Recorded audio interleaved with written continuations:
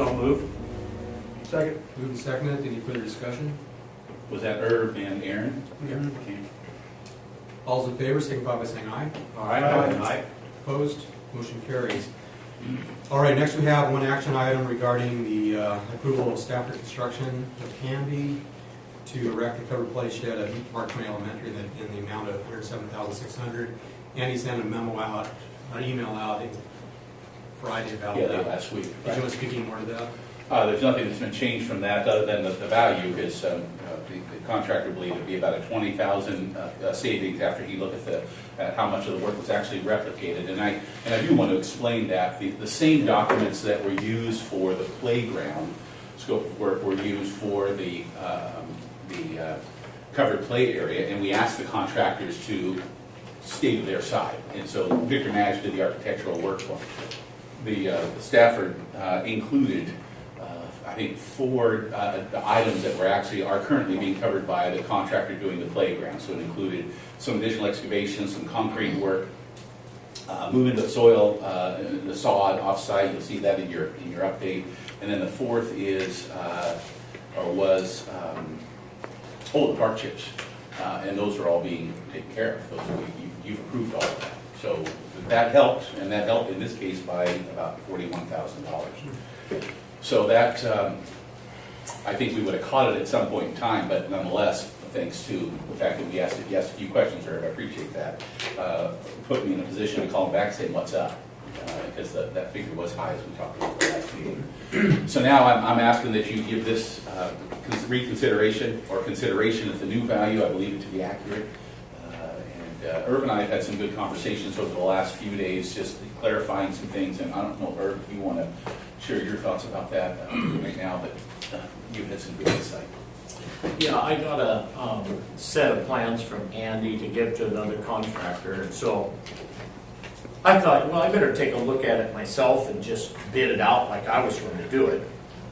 And it was interesting how that play structure, because that profile that you wrote, Andy, you handed that out to all of the contractors.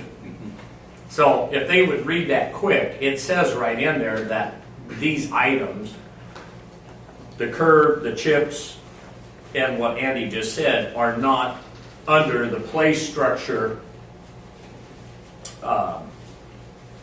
bid. I had to read it a couple times because the way it says play structure, I thought at first it said, so the people that are putting the playground equipment in there, this isn't covered in their scope. So that's where Stafford got confused. And I mean, I can see how he misinterpreted it. It was just the wording on that, I think, that threw him. But, so what I did is I figured up everything else. And the only problem, and what was our engineer's estimate originally? 60 to 80,000 in that range. Mm-hmm. So when I bid it, I come up with about $73,000. And that was, I mean, full equipment, full labor for prevailing wage, and a good markup to do the job. Mm-hmm. So I was talking with Andy, I was like, man, I still feel that $107,000 was way over what it should be.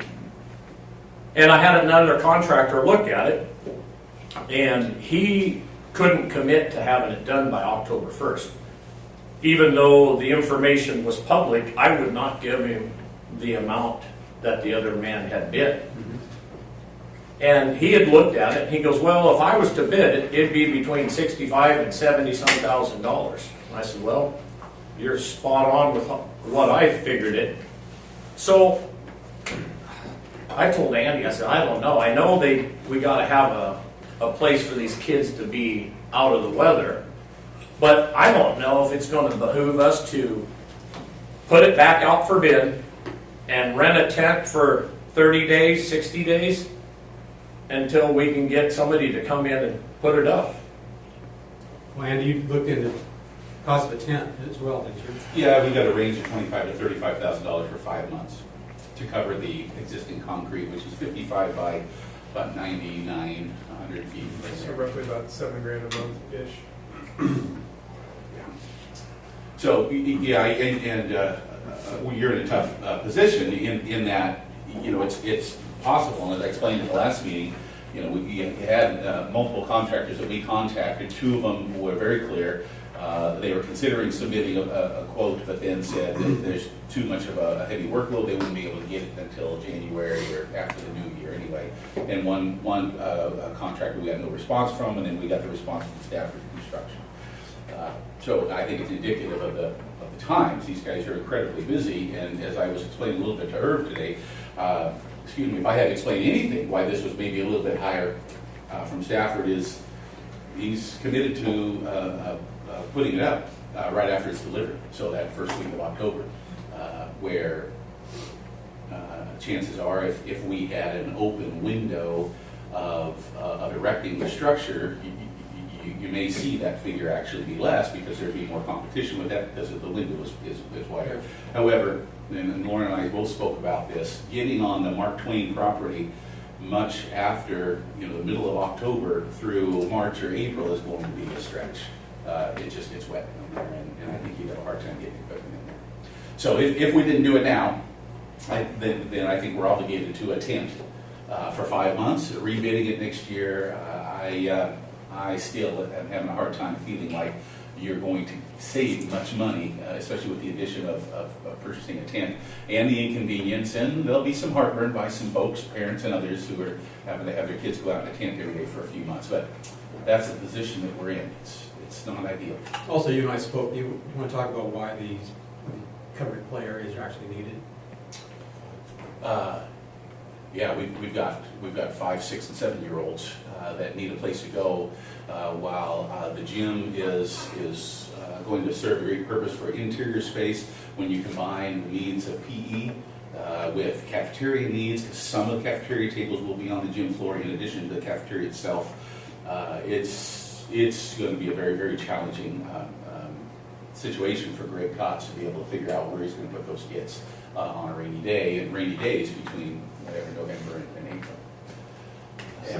Yeah, that's what I was thinking driving home the other night. They got a cafeteria, but it's pretty small, and it's in the gym. They don't have that. So I mean, if we're committed to a tent, if we feel like that's what we got to do, then you got to cost of that. That's $25,000. So it goes Right there. That's what I mean. There's the wash.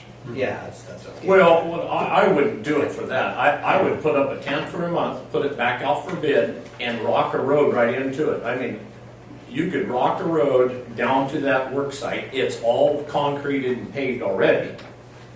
The way I look at it, if we can save 20 grand, that'll pay for a teacher position for a half a year.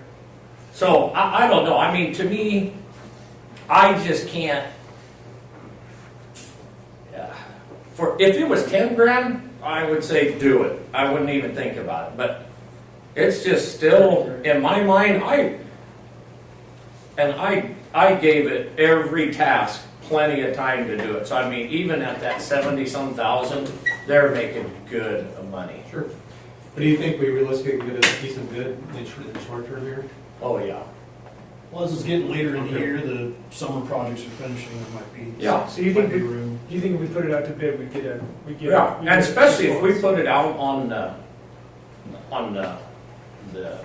bid exchange, I think we'll get somebody to do it.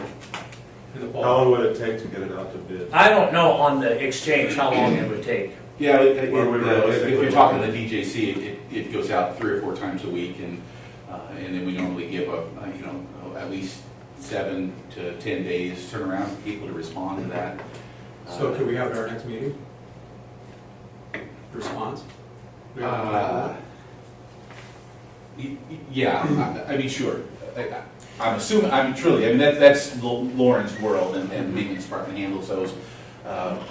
But It seemed pretty quick to me, but But could you put on there erect by November 1st? I mean, can you put stipulations on it like that? yes, and we did with this. Yeah. That's why we said we wanted That's what the to price be is. That's why it's erected so you by might end up in the same October spot 1st. But if you are, you haven't lost anything. second month. A month. But man, you have the potential. Right now, you have the potential of losing $37,000, just like that. Where if you wait a month, you might pick up $30,000. So, My only concern to is- me, it's way worth the gamble. Just by waiting that month. Yeah. And you think that we could get, in your professional opinion, Oh, yeah. you know, that we could get contractors to bid to this? Because we put it out before, we didn't. Yeah, but bid, right? yeah. That's the, but we are at a different time. When was the original bid put out? Was it March, April? No, we put it out, it was in early summer. Okay, Yeah. so, but things change over the summer. Right, with the anticipation that we put it, have it, so we had the PBS order, and they knew we wouldn't get it until after school began. And so, you know, we thought we'd take advantage of some of that fall activity, which you know, may or may not have occurred. The only thing that I'll say to this is that if you want, I do have one or two concerns about this. I do have the concern, and I think, Tom, you mentioned it at the last meeting, and that is the you know, minimizing the disruption. I mean, if we have to put up a tent, tear down a tent, bring in a contractor in November, December, whenever it is that we can get someone in there, keep in mind, two of the responses made it very clear. They don't have any time in their schedule until January. So I don't know whether you're going to get any more contractors to respond. The DJC does go to a regional area. We did contact multiple contractors within the area between Oregon City, Canby, and Silverton. So, but you may get someone out of the area. Maybe you get a Eugene contractor, a Portland contractor, or someone else to come in here that could save you some money. I just don't know at this point. And I don't, Irv, what does it cost to put a road in, or to get a That's few a couple of truckloads in? 100 feet. I would say probably $2,000. But the other thing I was thinking, we wouldn't even have to put it over, so it wouldn't be no disruption. We could put it off to the side and blow in some hog fuel for the month. Yeah, I'm just talking the disruption to the school. Yeah, but I mean, so we're not taking the tent down and they're not having a spot for a month while they're building it. Put it off to the side and have them in a different spot. What was it? I don't think you should put up a tent for a month. Yeah, I'd avoid a tent. Yeah, I mean, Well, I mean, that's even greater, but We might get some good weather in October Yeah. too. You know, I mean, November. Guys, at this point. Generally, we don't get the first real good heavy rains till the end of October, Yeah. Halloween anyway, so. It's not true. Well, Last 2 years. That would pick up right now. Last 2 years. What's that? Mid-October. Last 2 years. We get some heavy rains in Oh, September oh, sometimes. yeah. Yeah, yeah, Okay. but anyway, yeah, so. We're due for it this year. Yeah, I don't think I'm interested in a tent, but Well, I'm not either. if we could turn around a bid quickly, That's what I would recommend, is putting it out for bid at the DJC and, Well, there'd be hundreds, if not more contractors looking at that then, right, if it went out that way? oh, yeah, I Whereas mean, more than just, yeah, you know, 6 or 25, whatever, 50, or yeah, whatever they're in the local area. yeah. Yeah, because I mean, they bid it in Oregon, Washington, California, and Idaho, so. My only input is I think we're talking 2 or 3 months with your kids are gonna have to be outside without a covered play area. If you don't want a tent, then I don't know what we're gonna do with Mark Twain for 2 or 3 months. They Truly, can't I don't know what shift we're the gonna do. kids in the gym and, You know, I can speak as a principal of a middle school, as you well know, or for a lot of time up there, and there were so many years that we wish we had a covered play area for middle school kids, simply because it's so restricting. And it's really just as restricting at Eugene Field. Thankfully, we had the covered play area there in order to adapt, but with the expectations related to PE and lunches and breakfast and, they have a cafeteria up there, it's not much bigger than this room. what if It we really bust is. it down to Eugene Field play area? I mean, for a month on the outside, Your due diligence closes on September 30th for that Might be place. selling that property. yeah, it might be small then. Well, and if, I just want They have, I'm sure they have recess and PE going on at the same time, so that creates a hardship too. Recess, PE, and lunch. And lunch, yeah. if it was a fair price, I wouldn't even be, it just kills me to, just because of timing, we were gonna throw it away. I just, And it's $30,000. it's $30,000 and man, that's a lot of education. I don't know, I'm a little worried about the timeline though. Yeah, I'm worried I about the think time. we do, but, I mean, really, I don't know. I don't like it, and I appreciate everything Herb is saying. I agree with it. I don't know. The whole middle, there's been so much disruption in town, moving and shuffling.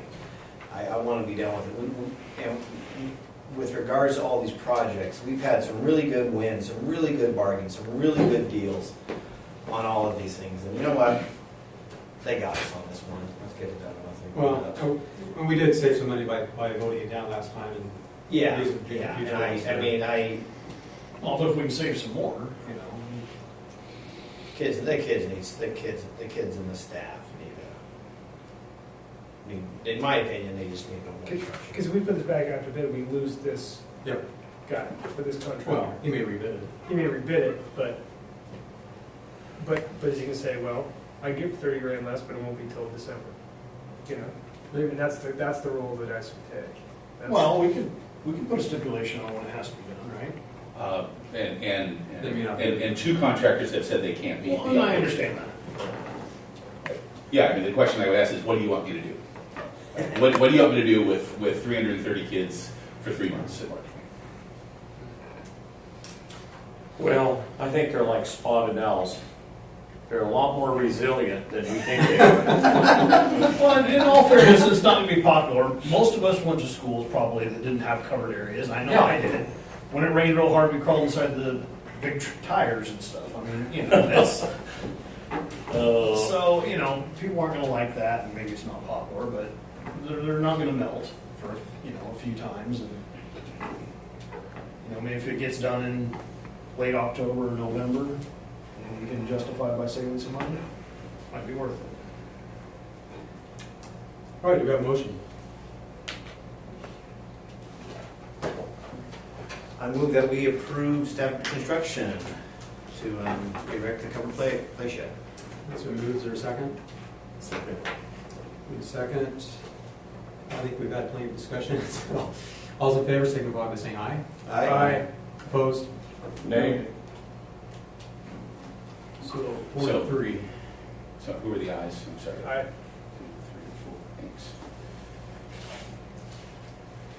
3, 4, thanks. All right, with that, we'll move on to Okay, thank you very much. discussion items, and thanks for doing the due diligence and You bet. all the background work. I don't want to go to another budget committee. Move on to discussion items, board development training by Renee. Thank you, You're up. John and David, for inviting me back. Is it all right if I sit down? Whatever you'd like to do. Well, actually, after I said that, I'm going to stand back up again. So I have two separate PowerPoints. So like when we finish one, we'll close down, take a little break, and I'll set up the other one. But I was told that you wanted to talk about school finance and ethics. Those are the messages that I received, and so I would like to find out from you, what in particular about these things do you want to talk about? What do you want addressed? Just so that I can be sure I do my best to meet your needs. It's for why you're here on a Monday night in August. Be out with your families. So before we get started, what would you, not just in finance, but in both of the topics, both topics there, what would you like to walk out with tonight, or what do you have questions about? I would say, you know, any tips or different ways to look at things to save money, so. Oh, I don't know that that's in there, but we can. Yeah, no, I know. I'm just like, that's a good thing. I just don't know that I thought about that before coming in. So Maybe all the ways the dollar actually reaches us. the way the dollar. The dollars come from various avenues. So like revenues, Yeah, revenue sources. and the channels they go through.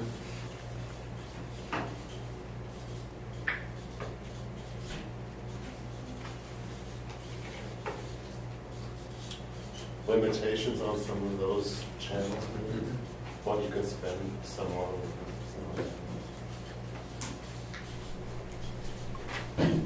Okay, I captured that as limitations on spending. Okay. How school bond, how bonds play into?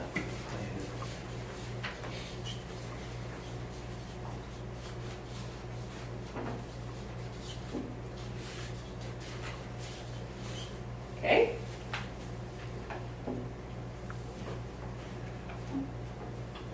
Any questions about the ethics aspect of it? Ethics in general, or ethics towards finance? Well, in Oregon, ethics relates to finance.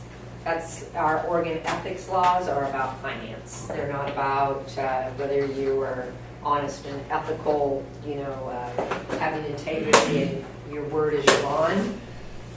It has to do with financial gain in Oregon. So, all right. Well, you guys are going to make it pretty easy then. If I could add, Of course you can. maybe on how the expenditures are different between the special needs kids and the other kids. Maybe how I hear people a lot of times say, well, I heard on Lars Larson or OPB or whatever it is, this much money is spent on special needs kids, or this much money is spent on the other kids, or whatever. Why is there so much difference? Okay. Usually I just have to tell them, well, there's, different laws and regulations and whatnot to stipulate, so generally never really have a great answer for them, so. So I'm going to capture that as special ed expenditures. Okay. And we have Steve in the room, and Steve and I did talk on the phone in preparation for this session, so he's prepared with some of your information that's specific to you, because what's in the PowerPoint is very general. As we take, Spencer Lewis actually developed this PowerPoint, and he presented it at summer board, and it's just been basically the same thing, slightly modified to put in some Silver Falls information in it, but other than that, it's pretty generic.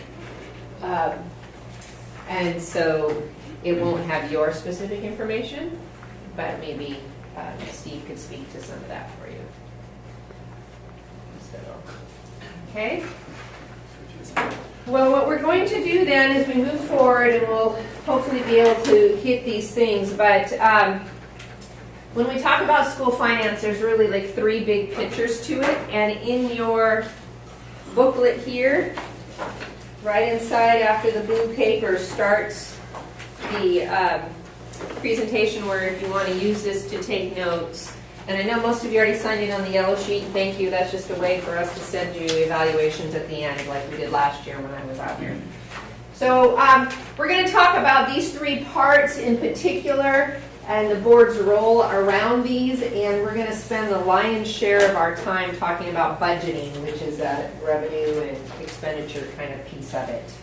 So because we're going to spend so much time talking about revenue, we're going to talk about, budgeting. I already mentioned these things, getting ahead of myself a little bit, talking about the revenues that come in and the expenditures, just kind of pretty much the nuts and bolts, how everything works inside of this. So let's start with your revenue. So we're going to jump right into the revenue sources right there. And basically, of your revenue sources, you have three. You have local sources, state sources, of which is about 60%. I don't know if you caught that the local is about 30%, 60%, and 10% is federal. But that federal money comes through the state to you. You don't get a check from the U.S. Department of Education to the district. Your money goes to the Oregon Department of Education, and they send it out. This chart is what has happened with those funding sources since 1990 up until 2013. So what do you see in that chart? Big shift was Big shift, huh? state to local. Yeah, why do you think that was, Aaron? Measure 5, Measure 5. Do you know what Measure 5 is? You're a little younger, that's why. Only because you're younger. I remember when it passed when I was in high school. Mhm. So no, I remember it, but I don't remember all the details. Yeah. It's property tax limitation. Okay. Yeah, and that's when we went from the reverse of about 70% of funding coming from a local source, depending on your school district, and then the state paying a small amount.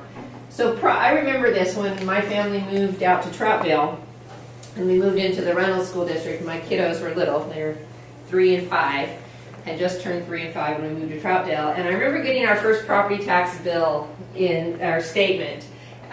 Looking at that, and I saw at that point that the Reynolds School District, of which I wasn't in any way involved at that point in time, was getting, just for general operating money, $28.33 per 1,000 of assessed value. And that did not include bonds. That was just the general operating budget that was going to Reynolds out of local property taxes from my property.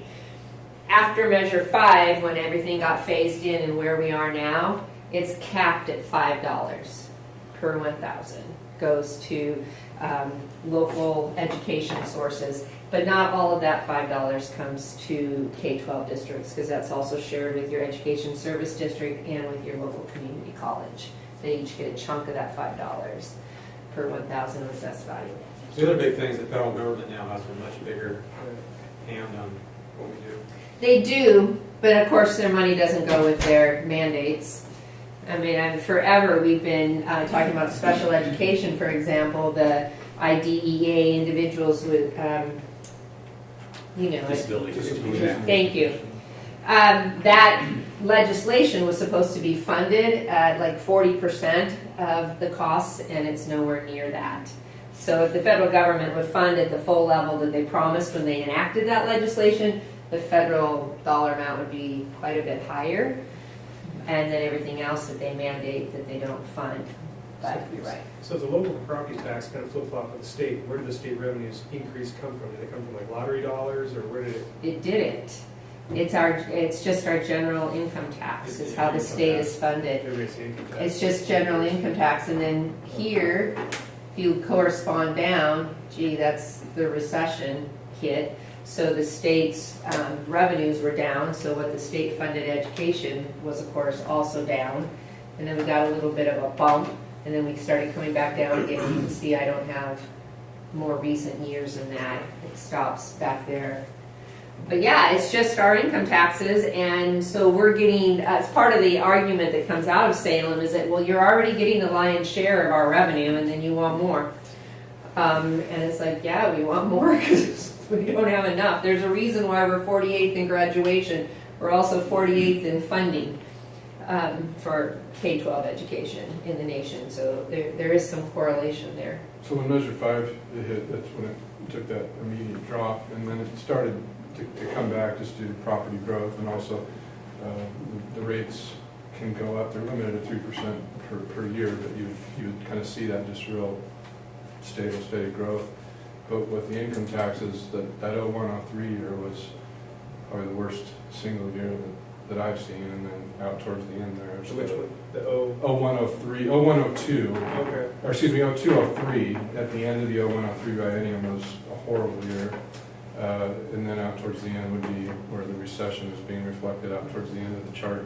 But if you exclude Alaska, Oregon is more dependent on one single income source than any other state, as a percentage, than any other state in the union. We're far, in my opinion, too heavily reliant on state income taxes, which is a roller coaster type of a revenue source, and it's really hard to fund stable education funding based on that. And we took our more reliable source of income and capped it, with the property tax, and took funding out of the local control, so to speak. So, But to be fair, the property taxes were getting out of control. they That's were, why Measure 5 yeah, there needed to be a so fix there too. Didn't education get a lot of funding from timber that's been cut right back as well? It has. State and federal timber, yeah, and that's a whole different ballgame too. Mhm, mhm. Yeah. So, and here's another way of looking at some history around what's going on. And this is actually dollars amount. This doesn't have to do with percentages and how the money is broken out. We're going to get to that. But this is just like pure dollars. If you look at our total funding sources, we add up there and it looks like a lot of money. And it is a lot of money. In fact, this is how much money it is right now. $7.4 billion in Oregon for 2 years of education funding. It's not just in 1 year. So that's the highest dollar amount that we have ever seen for education funding. It gets divided up in the state between 576,407 students, 28,000 teachers, 1,200 schools, 197 school districts, 115 charter schools, 19 ESDs. So everybody, all of those people get a piece of that $7.4 billion. But before they can get any of it, the state does take some money out and sets it aside. And they call that carve-outs. And those carve-outs, we're going to look at them, and they're also listed in your notes. We're going to add them up as we go through the list. So talented and gifted education throughout the state, $175,000 is carved out. Speech and pathology, $75,000. Quality teaching, $16,500,000. What is that for? Steve. I was going to ask that. What's the quality teaching piece for it? Or Andy, do you remember? That's a newer for professional development. Is it the professional? Well, it's partially for the professional It has development, to do with the hubs, right? the hubs, and partially with the collaboration grant funding Okay. as well. Okay. Remember the regional network hubs that they developed the last few years that they ended up scaling it back, but there were supposed to be regional professional learning centers. I guess kind of like I vaguely remember. professional development ESD, so to speak. Yeah, there was a heavy emphasis on early childhood with that as well. Yeah. But, And it ended up, that's what goes they around. ended up changing the scope of that and scaling it back, but there's, most of us kind of wonder how that carve out gets spent exactly. Yeah. Does this It include, was new to me. Huh? these figures include Kids Hopper was after for Yeah. pre-K to K-20. Yeah, this is pretty much current information that when he So that- created the chief education office and all of the work that they're Rudy doing. Crew came into town and all that, Yeah. when all that started. So Yeah. the scope has increased dramatically as well. Yeah, this is the P20 pipeline. And it was also part of the conversations when they were talking about either consolidating or eliminating the ESDs for the Yep. second or third time that they brought that up. So there's a few more. You can see down here, we're up to 16,750,000 so far that's taken out of that 7.4 billion. Add to that some facilities money. This is some of that matching grant facilities money. ELL, we do need our kids to learn English. It's the dominant language in our nation. 550,000 for assessment so that you guys can administer the Smarter Balance test and have it cost. High cost disability. So this would be some, I think this is some help with the really high cost special education students. So those ones that can cost you $60,000, $70,000 a year for one kid, then those kind of expenditures. That allocation nearly doubled, I believe, from us by they upped the ante on that because we're capped at 11% special ed students, and most districts are 13, 14, 15%, and so they have funds available for students that cost more than, I don't know what the level is, let's say the 30 or 35,000, and you can apply for getting some of that difference back, and that money helps support that. And they up the amount of that carve out by about double for this biennium. So, Do you know what percentage we are?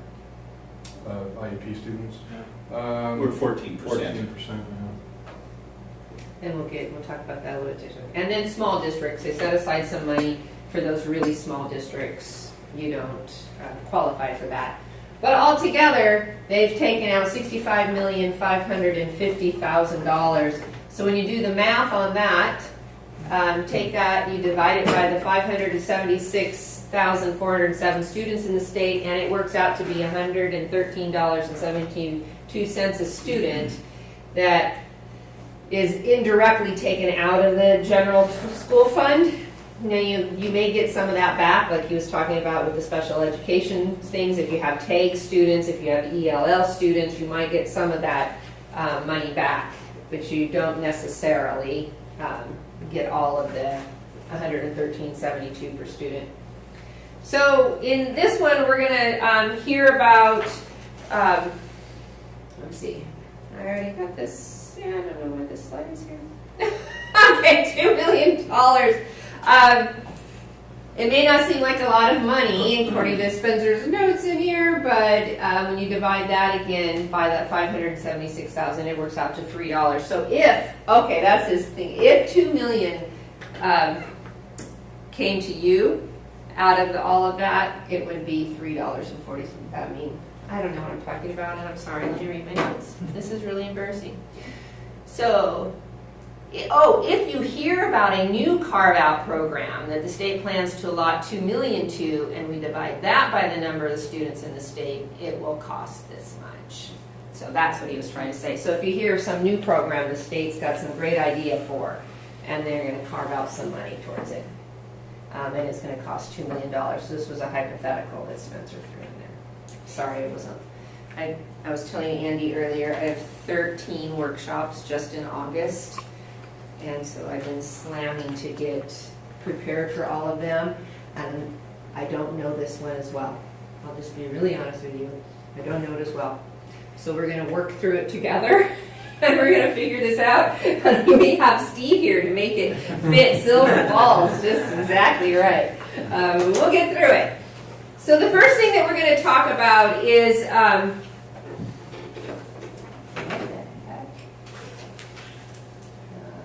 there we go, is your average daily membership, which is a number that we use to calculate how you get your money. So we're still talking about the revenue stream here. So there's two things. I do not know what is going on with this. There we go. There's two ways of looking at your average daily membership. There's what we call a resident, the ADMR. The R basically equals one kid in your school district for one school year. And so we count up all of the bodies of students in our schools and say that we have 2,000 students. That's just each individual child, nothing else. Then there is the, what the heck? My screen is just freaking out here. I don't know what is going on. Basically one student, come on, work. All right, forget it. I am done with this. Yeah. So it's basically one student for 1 year, is what that is. Then there's the other one, the average daily membership weighted, and this is when we start looking at special kinds of kids. And so here is a history of funding based on the weight. So back in 1990, 1991, we were getting about a little over $4,000 per student, according to the weight. So now we're up to about $8,000. That's just one kid for 1 year, one weight. They're about $8,000. And so if you look at that trend, that looks like a good trend, doesn't it?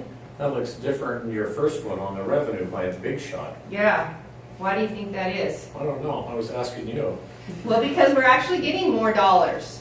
You know, each year, except for a few years where there was a dip down, we've increased the dollar amount that's going to schools, but when you adjust for inflation,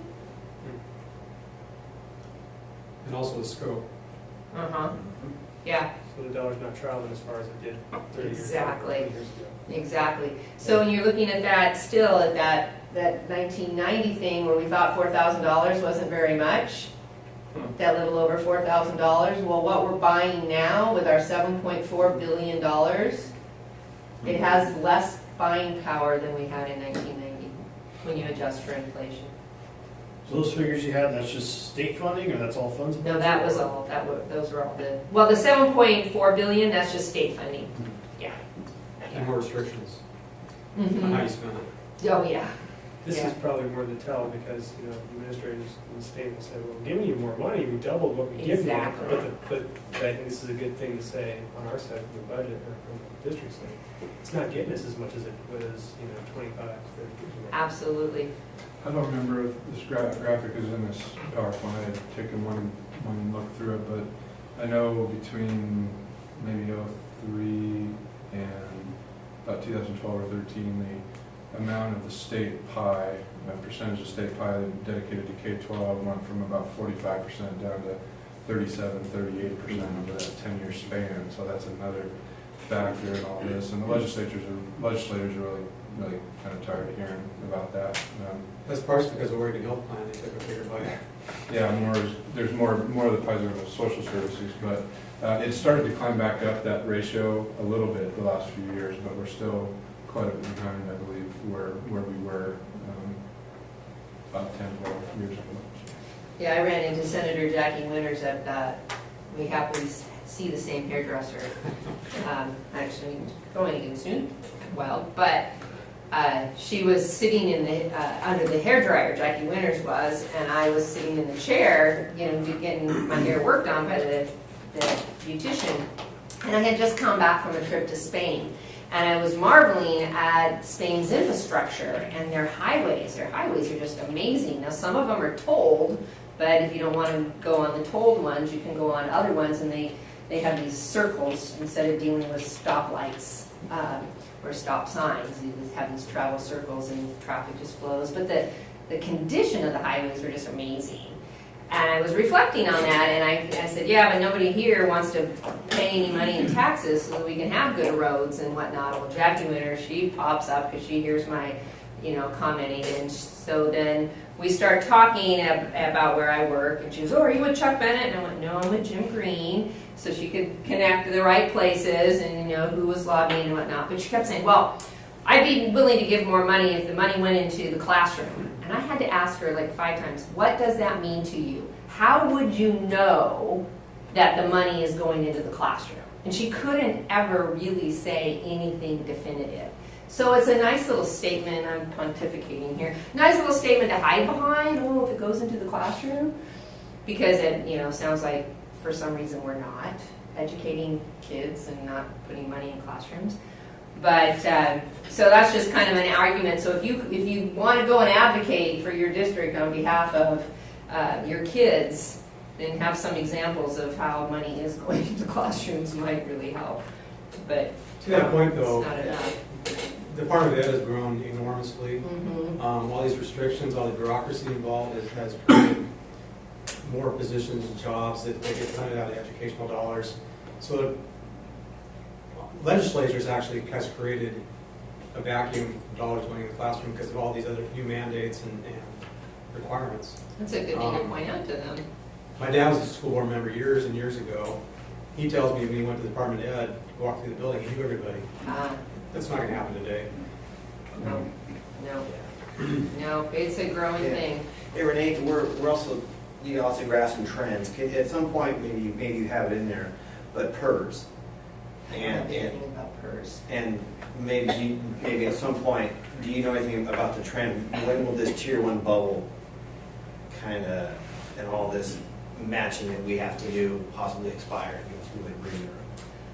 I would have to ask Jim Green and come back to you because I'm not a PERS expert. Right. I just know that it was in the late 90s that they switched away from Tier 1 and instituted Tier 2. So anybody that was hired in the late 90s, early 2000s that had not been in PERS previously would be in Tier 2. Okay. So you still have anybody that was hired before then that are still working. Yeah. But a lot of those Tier 1 people are phasing out. I'm a Tier 2 person. Right. So, Right. yeah. I don't know, maybe you But I guys. don't know if you.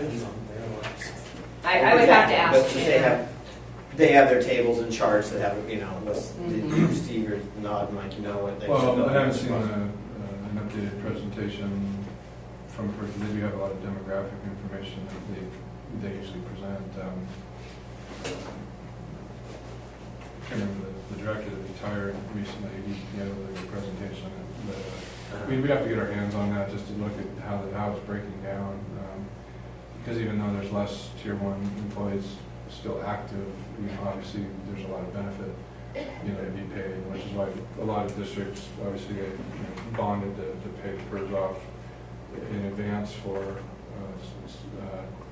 each individual district's unfunded liability, which Silver Falls did, and we're doing okay with that because, you know, as long as the side account's making more than the interest on the debt, you're coming out ahead.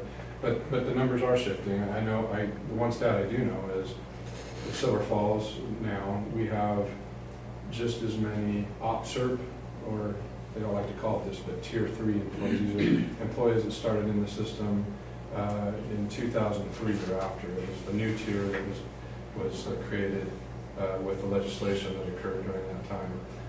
It's kind of a hybrid between a pension plan and a 401k plan. So I know that we have almost as many OPSERP members active in our workforce than we do tier 1, tier 2 employees in our workforce.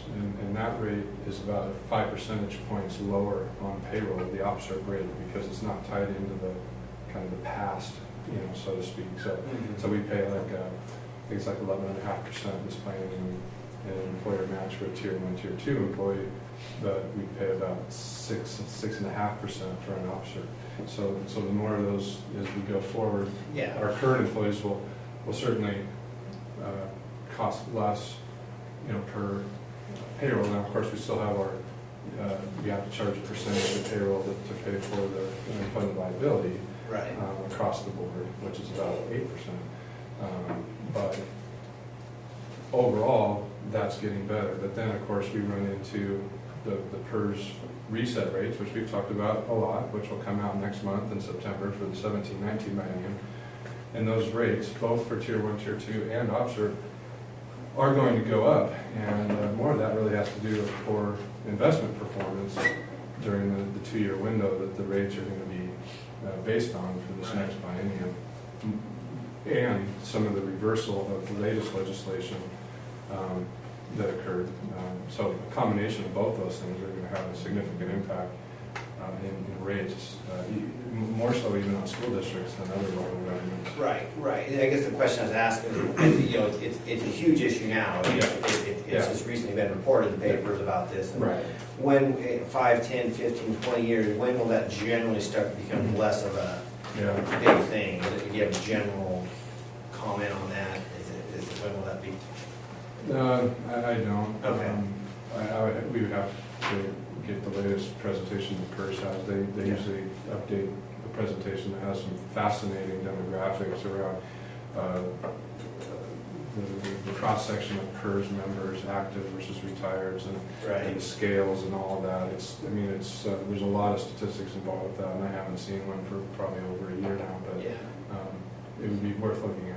It just seems like our budget's at the mercy of those tier 1 investment, Yeah. and when are we gonna have, when are we gonna be able to actually Yeah, you're right. reliably Our- forecast? Today's Instead of budget, just cross our fingers, today's budget, which today's I don't like. dollars. I don't like unpredictability. Today's budget, today's dollars of a heavy dose of PERS costs going out the door have to do with people that have long, since Yeah. been in our district, Yeah. work.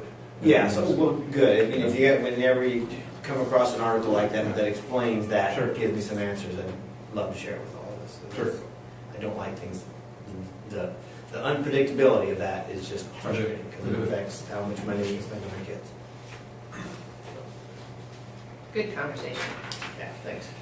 So now let's look at where you actually get your money from. And the state calls it a grant, that they fund you through a grant. And there are 4 different kinds. There's the general purpose grant, transportation facilities, and then other. And you add those all together, and that comes up to your total revenue formula or review. If you want to flip over to just the next page, there's information that we're going to be talking about there to put these all together. So we start out with a blank slate, as if you were a brand new school district and you were just starting up. You would want to know what your general purpose grant was, and you would calculate that by taking your funding percentage, which we're going to talk about, multiply that by your target grant, and then multiply that by your average daily membership weighted. And they call that your district extended. So your funding percentage is 1.581859544799 as of June of 2016. It's constantly changing. And so it's hard to know. And as Spencer likes to say, those numbers after the decimal point really matter, and he'll joke and say, and if you don't want them, if you want to round it up to 1.6, he'll take the difference. I mean, what you would have got and what you will get by rounding it up.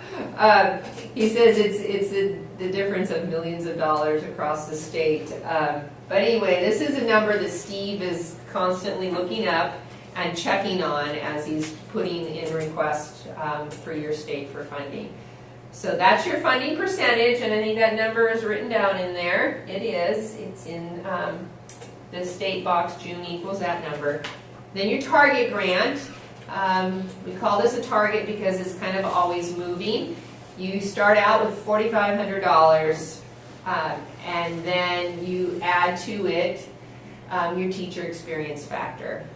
And the teacher experience factor is derived by taking $25 and timesing it or multiplying it by your district average minus your state average. Now, if your district average is less than your state average, it's going to be a negative number. That is going to times by the 25. And if it's positive, well then it'll be a positive number and be an increase. Right now, as of 2016, the state average was 14.16 years of teaching experience. And so that's one of the things that you are going to want to pay attention to and want to know in your district what yours is. So if we do the math, that is your target grant. And then your ADMW, these are the weights. In the state, we calculate that we rounded it to 709,000 weights. Now, weight is kind of like one kid, 1 year, but it's not exactly. It's just we're saying that in order to educate this student, just a regular student, it would cost this much. But if we were going to add a weight to them, we're going to make them heavier. Pretend this is a heavy weight. We're going to put more weight on this student to get more money to them, to those students. So if we say that there's 709,000 weights, then we divide that by the 576,407 students. Oops. Then that is about 1.23 weights per student.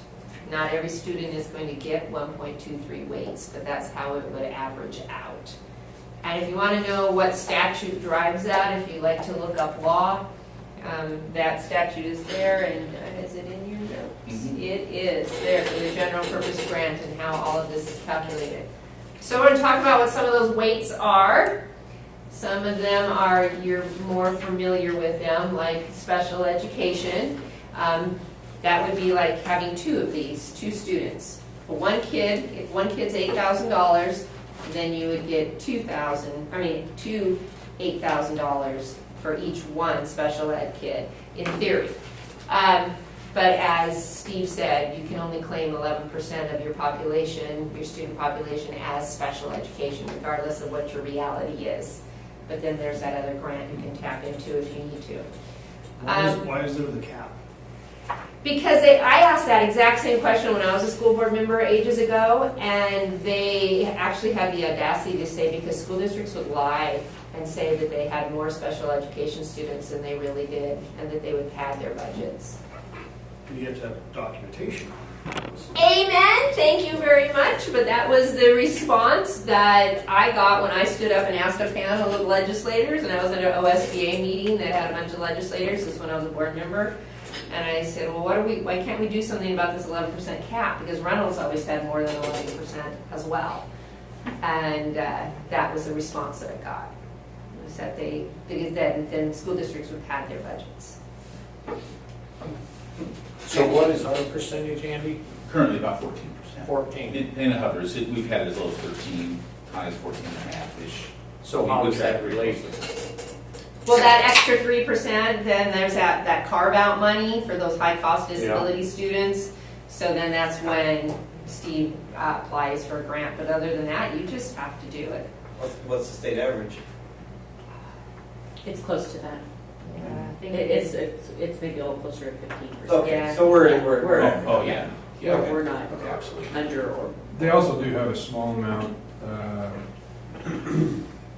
that goes to any district that has over 11%. They do have part of this, they'll allocate some money for that after they collect all the data, so you'll get a little bit more, usually a little bit more than 11%. And then the high cost disability just kind of runs separate, regardless of what your percentage is. If you have students that exceed a certain cost, you can apply for some of that reimbursement as well. Statewide, has that number been increasing for the last decade? The high cost disability students, number of, or So just- especially special ed in general? I'd say the trend is not increasing. I would think so. It's- Not the percentage. No, we've hovered around 13 to 14% for quite a while. Still. The complexity of students, and I think that the sheer nature of the students has been increasing. Okay. The cost of students has been increasing. That's part of the reason why the legislature gave the big buck in high-cost disability. In the past, we were at somewhere, sometimes 20, 30% on the dollar with high-cost disability. With this new appropriation, we believe we're going to be in the 50-cent range. Because medical advances, I would think some of these kids may have died years ago. Oh, Now absolutely. they're, And the expectations that they'll now attend school. yeah. So. Well, and the awareness and diagnosing, that's coming. So this is how the state is basing their integrity on the school district, is they're giving them 11%, but yet if you give the proper documentation, we'll pay you a little bit. through the grants a little bit, and disability and all that stuff, so. We try. So for each student that you have that is identified as learning English as their second language, or third, or fourth, or fifth, but their primary language is not English, and so they're learning English, for each one of those students, you get an extra half a weight. If they're pregnant or parenting, so this applies to boys as well as girls, so if you can identify who the father of a child is in your schools, then you can get an extra weight for the parenting students as well as the girls who are pregnant. So while the girl is pregnant and then after she gives birth, if she stays in school, if you can keep her in school, you'll get an extra weight for her. And if you know the father and the father is in your school system, you get an extra weight for him too. Kids who live in poverty are in foster homes or in the neglected or delinquent facilities. I gotta get stuck on that word. Then they're a quarter weight added to that one full weight. They get an extra quarter weight. Union High School doesn't apply to you. We have one of those in the state. It's out in Harney County. It's basically a boarding school. Crane, Yeah. I was just there. Yeah, yeah, so it used to be, before 1995, Oregon had K-8 school districts and they had Union High School districts. And then the legislature passed some laws, a consolidation bill, and for you smiling because you lived through it, right? It's still a sticky subject. Yeah, yeah. The legislature forced us to merge, but so we don't have any more K-8 or Union High School districts, except we do have one Union High School district still out in Crane, and then we also do have one K-8 district in the state, which is also out in Eastern Oregon. That's one of the issues that got me involved in the school board. This The is legislature trying to fight that. trying to fight the consolidation? Yeah. Yeah, there's some argument to be made for smaller, more nimble school districts, for sure. But, and the cost savings that they said that they anticipated realizing, they didn't really. So why do we get one weight for the father of a internet team, and only a quarter weight for a kid in poverty who's homeless, neglected, abused, whatever. I don't know. I mean, that sounds absolutely ridiculous. I don't know how the weights like that are calculated. One of the priorities of the OSBA Board of Directors for our association this year is revenue, just a review of it, reformulating, and just looking at it again. Revenue reform is what we're calling it.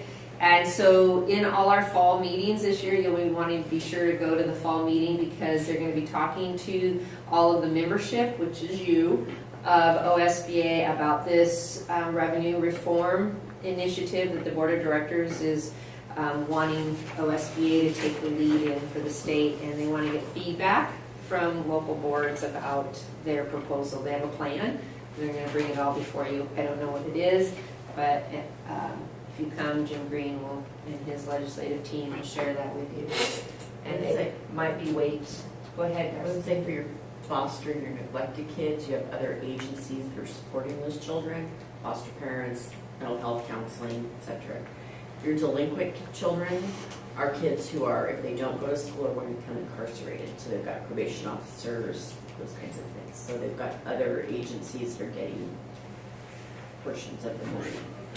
And we talked quite a bit about that particular weight during the budget process because they changed the data set, the safety data, and how frequently it's updated. And it was very good that our number is down, but it did impact us, financially in terms of our, that weight in our state school formula. And no student can count for more than 2.5 weights. Just an interesting little tidbit. Including grants, or? Just in the state school fund Oh. formula, that, the whole. So like if they were special education, they were pregnant, and they were learning English, Yeah. You could only get two and a half. Yeah. 2.5 max. Yeah. Yeah. So now there's a new program, this fifth-year program, and this is being phased in. So this is an additional weight that's going to be calculated in. So if you have a fifth-year senior program where they technically qualify to graduate from high school after 4 years, but you don't give them a diploma and you keep them a fifth year and you have a relationship with, like for you, it'd be Chemeketa, for them to be getting college credits while in high school. Some districts have this fifth-year program, and so the state has recognized that, and they have an additional weight for that fifth-year program.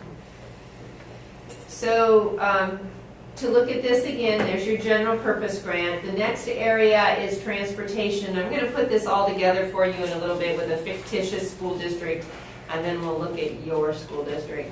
So transportation is reimbursed at 70 to 90% of your expenses. So you pay all this money out first in running your school buses, and then any use of the school buses for the educational purposes can be reimbursed up to a certain percentage based on a formula. And it comes between 70 and 90%. I happen to know from looking at yours, you're at 70%. Most of the districts in the state are.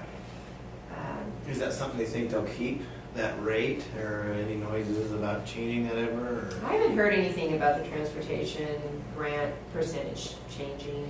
We have a lot of miles we cover. Yes. So if they ever put that down to 65 or 60, that would affect us. And they do look at that, and I mean, there's some districts out in eastern Oregon that drive long, long miles, and they get like a There's a 90%. 90% Yeah. district, those districts. That are really far away. So you do drive a long distance, but relatively speaking, not Compared to as that, much. nothing like those guys, yeah. Yeah, yeah. But a lot more than like Reynolds, which was 27 square miles Yes. for the whole district. Yes. You know, yeah. we didn't have a lot of distance when I was on the board. Facilities, you can get up to 8% of the facility grant. These are from districts that are recouping money that they spent on new building costs in the first year that the building was open. So this isn't about building a school, this is after it's open. Are you familiar with it? Yeah. So you guys are Yeah, taking we qualified advantage of this? after construction of Silverton High School for about $1.5 million additional dollars for this grant. Yeah, so, and then the other, and there are just some other smaller grants that may come to your district from the state, and Steve would know what those are, but they don't really warrant listing all of them here. So now let's put it together with a fictitious district. Hey Renee, can I back up one? As we're going over all these formulas, the Atari grant, Yes, kind of, like, I had a question as we were going. Now, so is that supposed to help districts who have more experienced teachers, essentially? So does that, you know, oftentimes you hear people go, oh, you just need to get rid of the old teachers and hire the young teachers, they're cheaper. Does it make up for that difference? it's supposed to. It's supposed to kind of like help you if you have the more experienced teachers, Mhm. because theoretically, with more experience, they're more effective. Yeah. And so you'll get quality teaching from Mhm. experienced teachers. Where the younger teachers, you're paying them less, and you're maybe not going to get you're not going to get reimbursed from the state as much for them, Right. Because I don't know what the theory is behind Yeah, that I mean, actually, because and I don't know how it doesn't I don't know make sense. how the numbers work out. Maybe Well, we're going to look at it in this We're fictitious at a district. plus 1.64 above the state average. The state average is actually, right now, listed at 12.42, we're at 14.06. Well, for instance, I don't know, maybe I didn't understand. But earlier on, I thought we kind of had an early retirement program possibly to try to, did that bump that grant down? It didn't, you understand my question, so it didn't, okay. Yeah, we've done 2 or 3 of the early retirement incentives. Yes. You know, you've been on the board, Tom. Yes. The last one at least. And no, we've always had a high retention rate in this district. Okay. And sometimes have around that 16, 17% even at times. Teachers come here, they stay here. No, I know. And so that helps. So the early retirement, that was considered at the time. Would To save this- money, to save money. Would this drop us below the state average? And we just said, no, it won't. Okay, so it doesn't, Well, it could result in a reduction if you do, you know, there's more experienced teachers. If you go too- But it if seems you go like too this- far. Too far. This district has stayed Okay. above Okay. the average, but. Good, because sometimes, you know, you do an action, you think you're saving money, and then it affects you over here, and It you can't can. save nothing, you just traded dollars. Okay, all right, thanks for back. Oh, absolutely. No, this is about you and learning. It's not about me talking through a bunch of slides. So in the transportation, I remember listening to a radio show not long ago. They were talking about some of the high expense of some of the special needs kids and the attention they need, whether it be monitors or actually having an extra person on the bus or whatever that. So is that covered by transportation grants then, or by some of the special ed grants, or how does that? Well, I'm going to defer that question to Steve. Well, typically, if you may have an aide that's a one-to-one, which, if you have that situation, you're automatically going to be in the high-cost disability grant category where you could apply for extra funds from the state for that. It's also possible that you would use federal IDEA monies to help pay for that, which is totally outside the scope of the state school fund grant, that formula. If it's someone a student that may need some nursing services, we may be talking about some Medicaid dollars.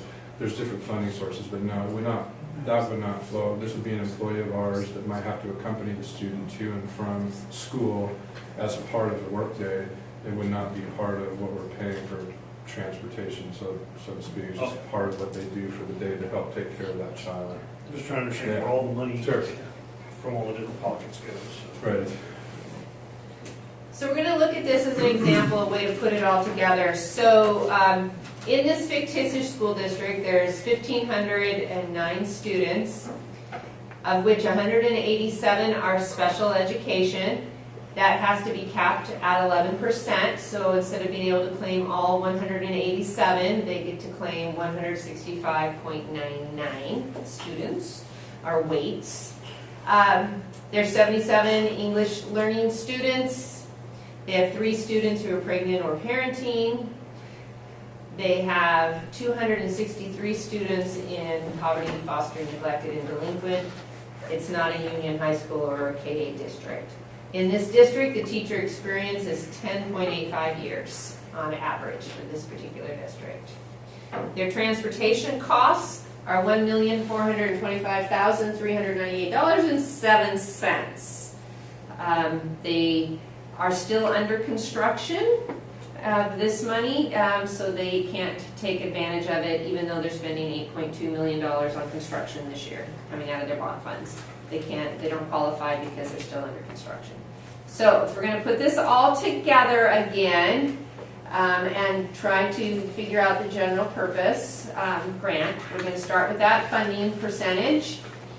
We're gonna times it by the target grant, which is $4,500 plus teacher experience, and for this district, that's $4,500 times this equation, which works out to 10 years minus 14 years, so obviously a negative number. So you're gonna add 4,500 to, a negative 8275, which works out to their target grant for this district is $4,417.25. And you put that together with the weights that we just went through and showed you those weights. So here they are again for this district. You get 1 extra weight for the special ed kids, a half a weight extra for the English language learners, 1 for parenting, and 25% for your poverty kids. Out of your 1,509 average daily membership residents, which are the actual children, the number of bodies you can count in your schools of children, you have that you start with, you add the weights, and you have $1,782.24. The 165.99, is that because it's reduced down to only 11%? Yes. Okay. Yeah. Yes. So you take this and you put it all together, and here's a chart. You might have seen something that looks like this before. So what you're looking at in this fictitious district is, here's your resident students, here are your ESL kids, your pregnant parenting kids, your 187 IEP students capped at 11%. You didn't have any students here on this chart. This is at above 11% that we were talking about you can apply for. Students in poverty here, and your students in your foster care and neglected students there. Comes to this number right here. The year before, this was that district's numbers. They're not a charter school, so, and we're gonna look at this for you too in just a little bit. So put it all together. You got the 1.581 blah, blah, blah, times that $4,417.25, times that 1,782.24 weights. And this district has a total general purpose grant of $12,453,346.88. So that's just the first one. That is just your general purpose grant that's up here in the top. And if you remember, we add to that transportation, facilities, and others to get your total formula review. So we'll take out the general purpose, put in those dollars. The transportation grant, we told you already, they spent $1.4 million. And for this district, they have 109 resident students. And that works out to $944.60 per student for the resident. They get 70% of the transportation reimbursement. So they're going to get $997,786 back from the $1.4 million that they spent. So we're going to add that in for the transportation amount. Then the facilities, we told you that they're eligible next year. They're not eligible this year, so we don't get anything for that. So facilities goes to 0. And this then is their total formula review, the money that comes from the state. So that was just one of those lines that we looked at in the chart. So then there's local funds that come to you. And local funds come from property tax, come from the common school fund, come from state timber that you talked about, and come from federal forest at about 4.4%. So you take, the state says that you are going to get $13,451,125 for this fictitious school district, but they take away your local funds because that money is going to come to you already. And so the state's not actually cutting you a check for that. This is what the state will be cutting that for that district. So it's going to get $3 million in local property taxes. It's gonna get $287,000 from federal forest fees, $103 from the common school fund, and it comes to this much in local revenues. The property taxes are property taxes paid, correct? Yeah. Yeah. Yeah, yeah. People who are either delinquent or deferring, yeah, that comes out. My father-in-law lives in Portland, and he's deferred his taxes for forever until his house sells. And then it'll be reimbursed back to Portland. So yeah, we do have that, good point. So anyway, and then here was their transportation grant of their eligible expenses at 70%. They were ranked 56% in the state rate ranking. So down here in this box, you can see that there was that 13 million, which was the total formula review. And they show up above how they got to that plus the transportation. Minus your local revenue, so the state's gonna fund this school district $10 million, $32,857. So if you wanna look this stuff up for yourself, you can go to the Oregon Department of Education website. It's real easy to find, ode.state.or.us. When you get there, you'll want to click on the Education Funding tab. It'll drop down, it'll look like this with a drop-down menu, and you'll want to select the state school fund. When you click on that, it'll take you to a page that looks like this. When you get to this page, where you're going to want to look is down here where it says district estimates and warrants. And then when you get inside of there, there's two places that you can look. And you might want to look at both of them. So this one is your revised district estimates as of May, and then these are your ADMW breakouts. So if you want to see what your weights are. So there's two different charts in there that you may want to look at. But I did pull up yours, and this is yours from last year. Yeah, and Steve came prepared as well. Both 15, 16, and 16, 17, everyone could have. Right. On the other side is the page one where you see all the carve outs at the beginning. So it's our district plus the kind of state summary. Yeah, so like I said, we talked on the phone and we collaborated, and we thought you'd want to see your own district stuff.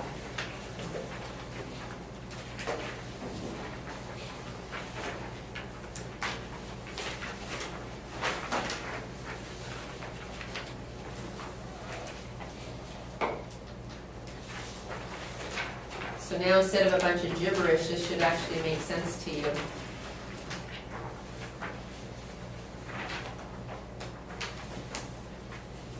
So we're looking at 15, 16. I also passed out 16, 17. I think it's really important to get all these nuts and bolts at least once. This is really State School Fund 101, and even when you do the work that I do each day, every time you come back to this, you always have to just really refresh yourself and because there's always 3 years open. So they just closed 14, 15 this last May, and that's where they do the adjustment from the previous year. Once they have all the district audits, all the final reconciled enrollment and membership numbers, all of that. It takes that long, and then you do a positive or negative adjustment. We got a slight positive adjustment, and that was great.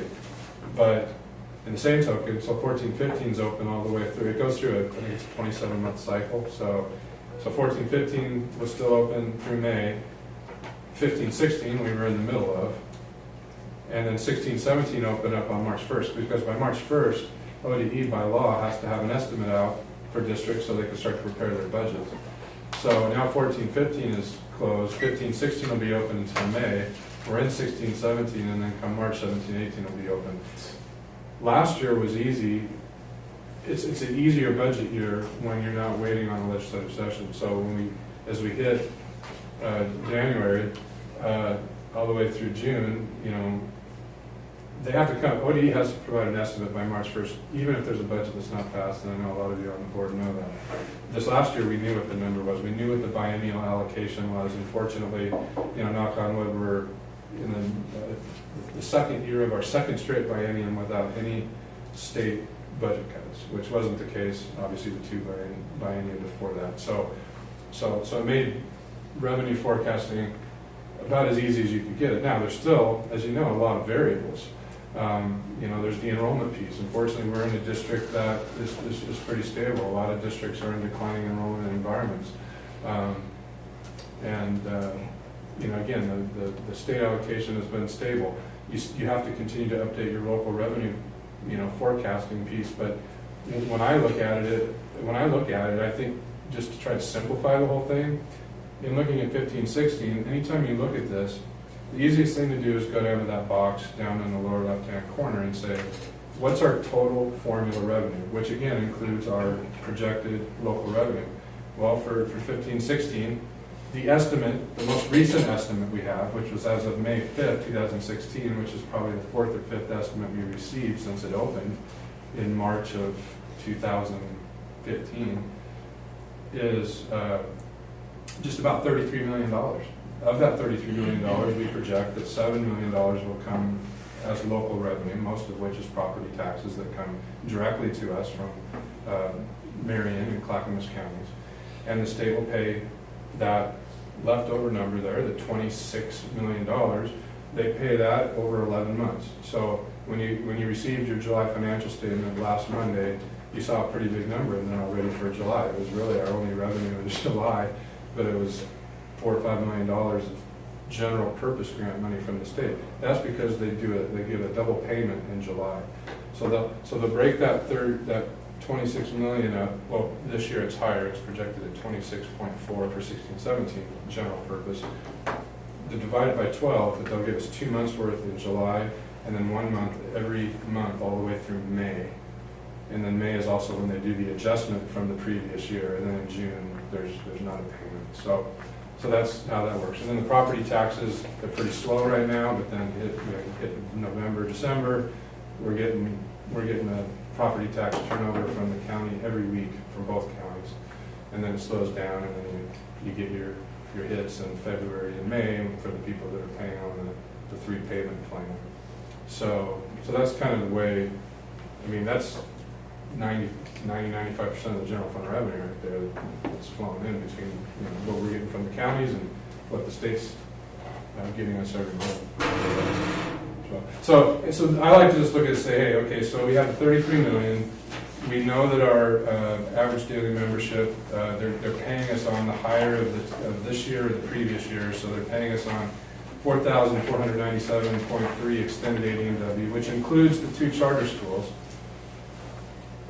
And then if you go down to the number down on the right, towards the bottom, when people say, well, how much are you getting per student or per weight, that middle number, total formula revenue per extended AD&W, $7,325. So if you multiply the $7,325 times the 4,497.3, that should equate to that 32,943,606. In its simplest terms, that's the way to look at it.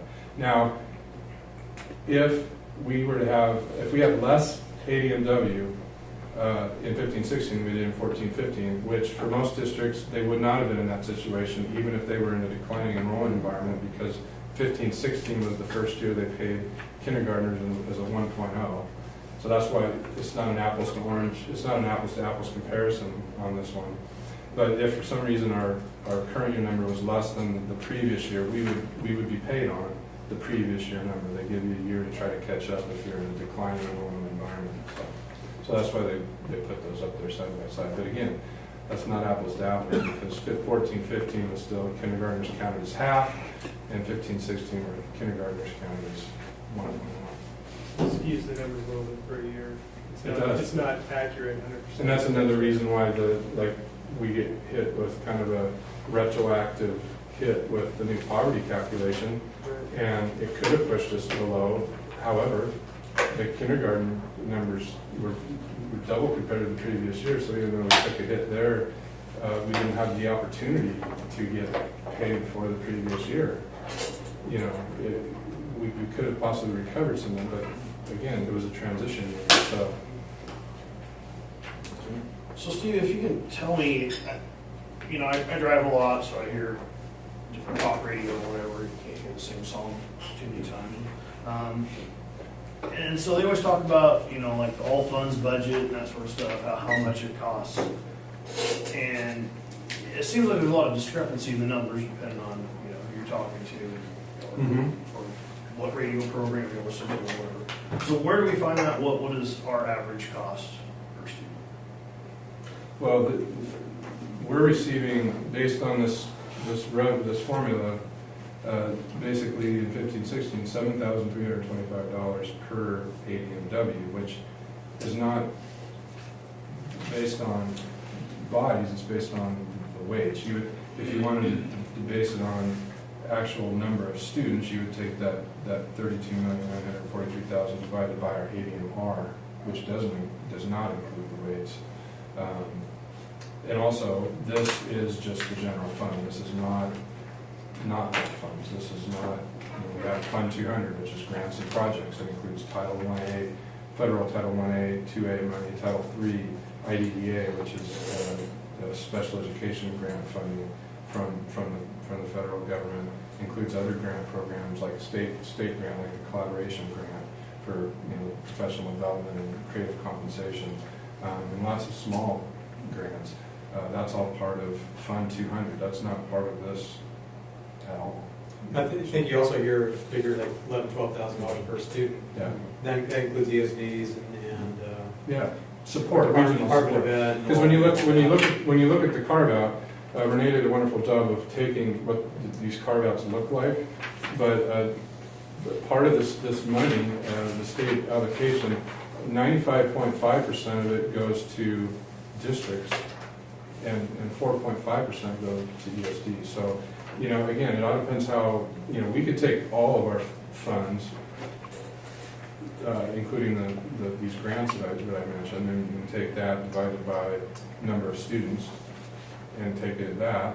But, like Wally said, depending on who's doing the calculations, it's possible they could be adding these other supports as well.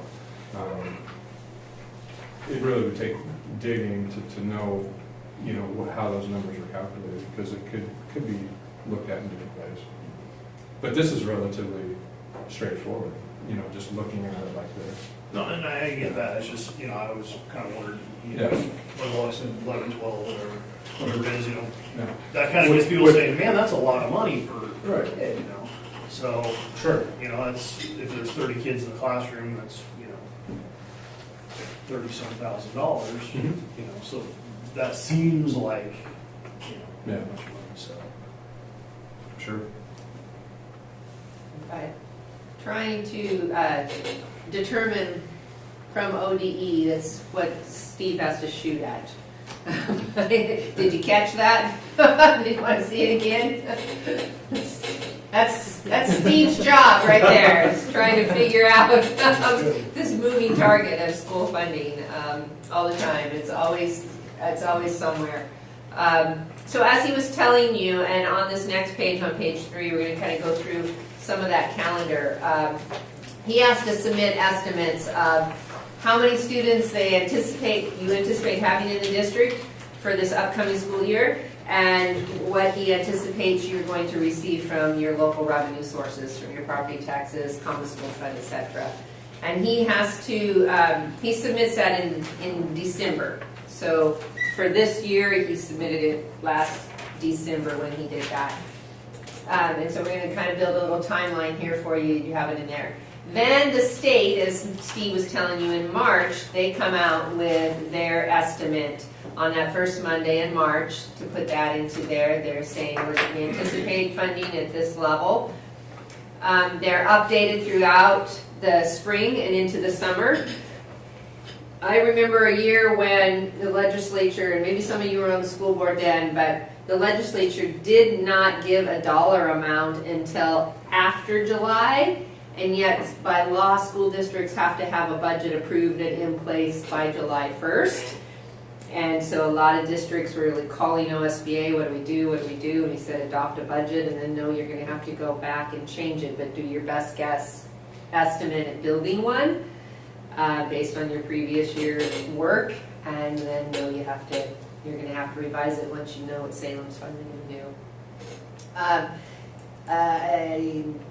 So this was the estimate for 2016, which he already gave you. So this is the same thing that you just saw, but when you talk about an estimate for you guys. Then you'll get your first payment in July. It'll come to you, so we'll put that into the timeline. And then throughout the year, you continue to get payments and updates as they're needed. And then you'll get your final payment in May for supposedly for this year, but then there's going to be a reconciliation period that he talked about already. Steve told you about, where you go through and you audit everything, how many students did you actually have and in which categories, and all of those, all that dust settles. And so you've got some time to pass, and then you'll get a reconciliation check. Or if if you got overpaid by their estimate, then you'll get some money withheld, and you won't get extra checks that come to you. You do have charter schools, I heard, so this is just some general information that charter schools are funded at 80% of what you receive from the state. If they're a K-8 or high school, 95%. So if $6,000 was the average daily membership weighted, the district-sponsored charter schools would get that amount of money. If they're a state-sponsored charter school, of which we have just a handful of them, so say somebody comes and petitions to you to be a charter school and you deny them and you don't charter them, they can petition then to the state. And if the state charters them rather than you, then they'll get 90 and 95% respectfully. And if it was again $6,000, this is how much they would get per student. If you want to look up the charter law, there is the tab for you that you can do that. That was on page 4 of your handouts. Went through that part pretty quickly. ESDs, Steve mentioned this already too.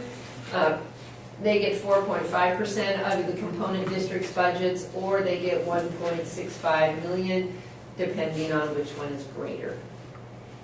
So that pretty much covers the revenue aspect of the budgeting that we were talking about, which is the lion's share, how do you get your money. Now we're going to talk about the expenditure side. So this is something, Todd, I think you might be more interested in, because you had some questions on some of the expenditures. It's a real balancing act between your expenditures and your revenue. Basically, in Oregon, we have what we call a balanced budget law, so you cannot spend more than you take in, and so no deficit spending like the federal government can do. And basically, it's they have to balance. So when you put your budget together, what you see in the revenue column eventually is going to equal the expenditures column. Pretty much, they have to be balanced. You're all pretty familiar with the role of the budget committee, and so I'll just go through this super fast. You know, it's made up of all 7 of you plus an equal number of community members. When we look at expenditures, we're looking at things like payroll, materials that we use, materials, this easel board, whatnot, and then your facilities. You guys are pretty familiar with that. You have fixed expenses, like Haystack Rock. They're not going away, they're there. And then you have some adjustable expenses. When the budget committee and you, as members of the budget committee, are looking at those, you can look at those adjustable figures and determine, are they helping you meet your priorities, whatever you said are your priorities. So the work of the budget committee then is that they receive that proposed budget. It comes to them at the first meeting. Then the committee meets, they look at the budget, they ask all their various questions about the budget. Oftentimes, I remember from all the years that I served on this that we got school funding 101 real briefly. So this talked us through it really fast of how we got that money so we would understand. But when the committee meets, they have to make time for public comment before that they can approve the budget. Ultimately, the committee has to approve the budget, and then it goes to you and then you meet in respect to the budget, you have to hold a hearing on it again. This is on the approved budget. The first one was just on the proposed budget, and then ultimately you adopt that budget. And you have to do that by July 1st. Things the budget committee cannot do, they can't set salaries. Most of the time those are set by your collective bargaining agreements. And so the budget committee doesn't have any authority over that. They can't set benefit levels. So you determine like the insurance that you're going to offer, and usually again through your collective bargaining, how much you're going to pay towards insurance and how much the employee pays, things like that. They don't have any authority over any contracts like what you did tonight. The budget committee couldn't come in and talk about that particular contract that you authorized tonight. They can't say you need to have 5 more teachers or 5 fewer teachers, or that you need to add another administrator or take an administrator away. They can't determine that. Obviously don't do policies. We all know that policy is the purview of the school board. And they can't determine whether you have or don't have programs like, let's cut band. We're not going to fund band anymore. We don't have enough money, so let's just cut that. The budget committee can't make that kind of determination. That's not on them to do that. If you have questions about the budget committee, this handbook is free to download from the OSBA website. You just need to log in with your email and your password, and you can get it. I think last year some of you attended these, we did 3 different budget committee webinars. They were really popular for some reason. And so we're going to do them again, I was told, in the spring. We'll be having more. But basically when it comes to talking about the budget again, there's really 2 rules. 1, you can't spend what you haven't received, and 2, you can't spend what has not been appropriated. So appropriated means we're going to spend this much on salaries, we're going to spend this much on benefits, we're going to spend this much on the school band program. It has to be appropriated first and in those different funds before you can spend any money on those things, which is why you have to have a budget in place by July 1st, because your new fiscal rule starts and people want to get paid, and you got to pay the electric bill, and you have to have things appropriated by July 1st and adopted by you. So, questions about budgeting and revenue that we haven't talked about yet before we go on to the next aspect? Okay, cool. So page AM6 in your booklet, then we're going to go and look at the accounting part of the budgeting process. The first thing that we're going to look at are the various reports that we talk about. So when you get reports, they should contain information both on your revenues and your expenditures. So just like Steve had talked about, when you looked at the report that he gave you in July, the revenues looked pretty big because it was a double payment for that. So you see the revenues and then you see expenditures. Another thing that you're going to look for in the board reports are the actual dollar amounts versus the budgeted dollar amounts. So we budgeted spending $80 million this year on salaries, and in the end we only spent $76 million on salaries. So there was the budgeted amount and the actual amount that was spent. Another report that you may see possibly is cash flow. I don't know if you guys do much in TANs. Do you do TANs much?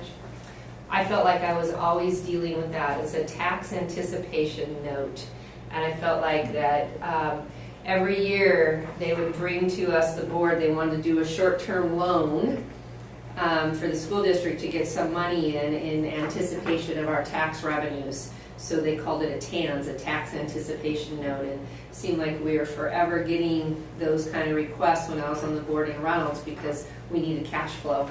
Well, as this district ever, I don't recall ever seeing that. Yeah. well, That sounds dangerous. usually the districts that are doing that, they really don't have any reserves, and maybe running short at the end of the year. Right. So they're floating the money in anticipation of their tax For the revenues. next- Yeah.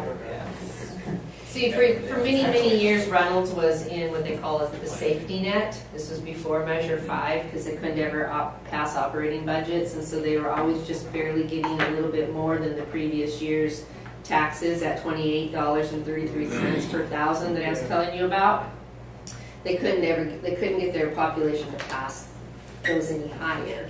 So the state had this thing they called a safety net, where they would give you just a little bit more than that $28 because your voters wouldn't approve anything more than that. And so Reynolds had been poor for many, many, many years. And because of that, didn't have those revenues and whatnot. And so they knew they were going to be getting money from the state at some point in time and getting money through local property taxes, but they didn't have the cash flow right then. So we were borrowing money a lot. In fact, we got a new superintendent with my last full school year on the board.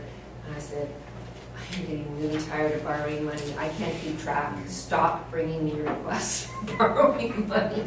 Figure this out. You know, because it was just too hard as a board to keep track of the cash flows. A situation like that, once you start, how do you stop? I know, and we had a policy of a certain percentage ending fund balance, you know, we would shoot for every year. We had this, I don't remember now what it was, but like 5% of our budget or even 2% of our budget that we were gonna shoot for having this ending fund balance, so we didn't spend all our money every year, so we had that cushion, and it seemed like we just couldn't ever get there.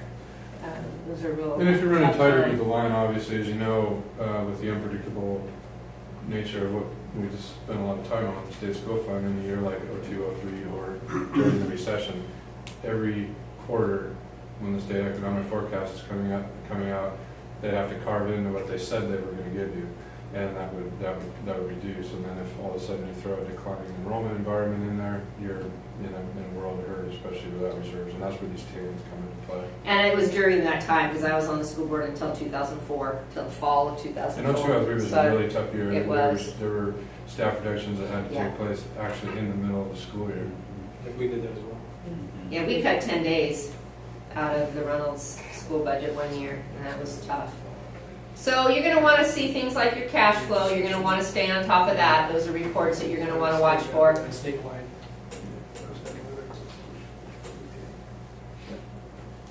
And you're also going to want to pay attention to what's going on with your student enrollment. And if it gets flat and starts declining, you're going to know that that's going to impact your funding if you have a smaller resident number. And then you want to watch what's happening with the state school fund, that $7.4 billion that it was in the last biennium. You're going to want to pay attention to what's going to come up when they all come back to Salem in January, and what they do for us for the next biennium. You're going to want to know about that. So that was the accounting part on reports, the kind of reports you're going to want to watch for, and then controls. What kind of controls that you're going to want to pay attention to. And there's a list of some of them here on this page 6 that you're going to want to talk about. Cell phones can be a sticky wicket for some school districts, and there's no one right way to do that, so you need to just find which way works best for you, for your staff having cell phones, and how you're going to pay for that. You probably already have a policy on it, and if you want to look it up, it's this policy, EGACA. Staff also may have credit cards. I'm pretty sure Andy probably has a district credit card for district expenditures. And so you're going to want to have some controls around credit cards. OSBA has, I have an OSBA credit card, and there's certain controls on that. You also have a policy on it, which is DJFA, if you want to look at that. Some controls around travel expenses. You probably have a per diem for when people travel for work. You probably have some rules around how you reimburse people if they use their own credit card or pay for things out of their own pocket while traveling. And these are the 2 policies that you would look at. The reimbursements for board members would be under BHD. So if you travel to the OSBA convention and you stay in a hotel, if that's on your own personal credit card, how does the district reimburse you as a board member would be there. And then for staff, it's DLC. You have to have some controls around inventory. The state has some rules around how you get rid of surplus supplies or equipment or whatnot that you don't need anymore. So you had a school van and you're going to sell this school van. There's some rules around how you deal with inventory. And in your policy, that would be DID. And then obviously need controls around cash. How do people handle cash? And time, you don't want them to falsify time, so how do you control for that, for when you're reimbursing people based on time worked, whatnot? Do you have a clock in, clock out system, or what do you do to make sure the people who are paid by the hour are paid accurately for the hours that they actually worked? Your section D is your fiscal management section in your policy handbook, so if you just are curious about some of those things, that's probably where you would go look. It's kind of easy to remember. Section B is about the board, and section D is about your dollars. So it's kind of easy way to kind of think about those two aspects that kind of line up. So any questions about any of the controls? Any questions for Steve or Andy around your controls? All right. And then they also get a 6-month reporting, I think it's a DII policy on fiscal accountability and reporting. Okay. So they get 6-month updates from Steve and from me, and I think that serves a pretty significant purpose in this district as well. Very good. Very good. Boy, money can get you in trouble faster than you shake a stick at it. So of the 3 things that we said we're going to talk about, budgeting, accounting, and auditing, the last one is auditing, and it's really quick. It's still there on the bottom of page 6. So basically there is an internal auditing, and that's this every 6 months thing, so you're aware that everything is working and that the controls are there and that they're in place. And then that external auditing is when the district hires an auditor that comes in once a year. They're outside the district and they look at all your books, and that is policy DIE. D-I-E. I would die if I were an auditor. It's not a good job for me. The state or the feds ever audit? Are they audited? No, do they audit the districts? Not to my knowledge. Maybe if they felt that there was some huge malfeasance, but Well, yeah, if there's a problem, I think the state had to come in and allow the SD oh, back that's 2 years right. ago. But the independent audit that's done sure is required, and we pay for that. And one of the, besides auditing our books and getting the financial report completed with our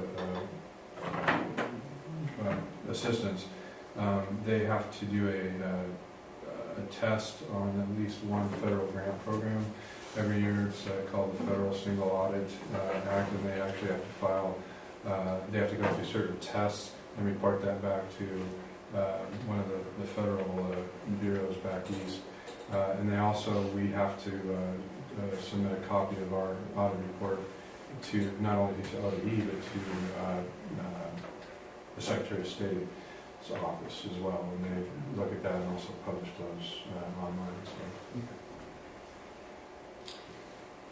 So I want to thank you for your time. We talked about budgeting, we talked about the revenues and expenditures.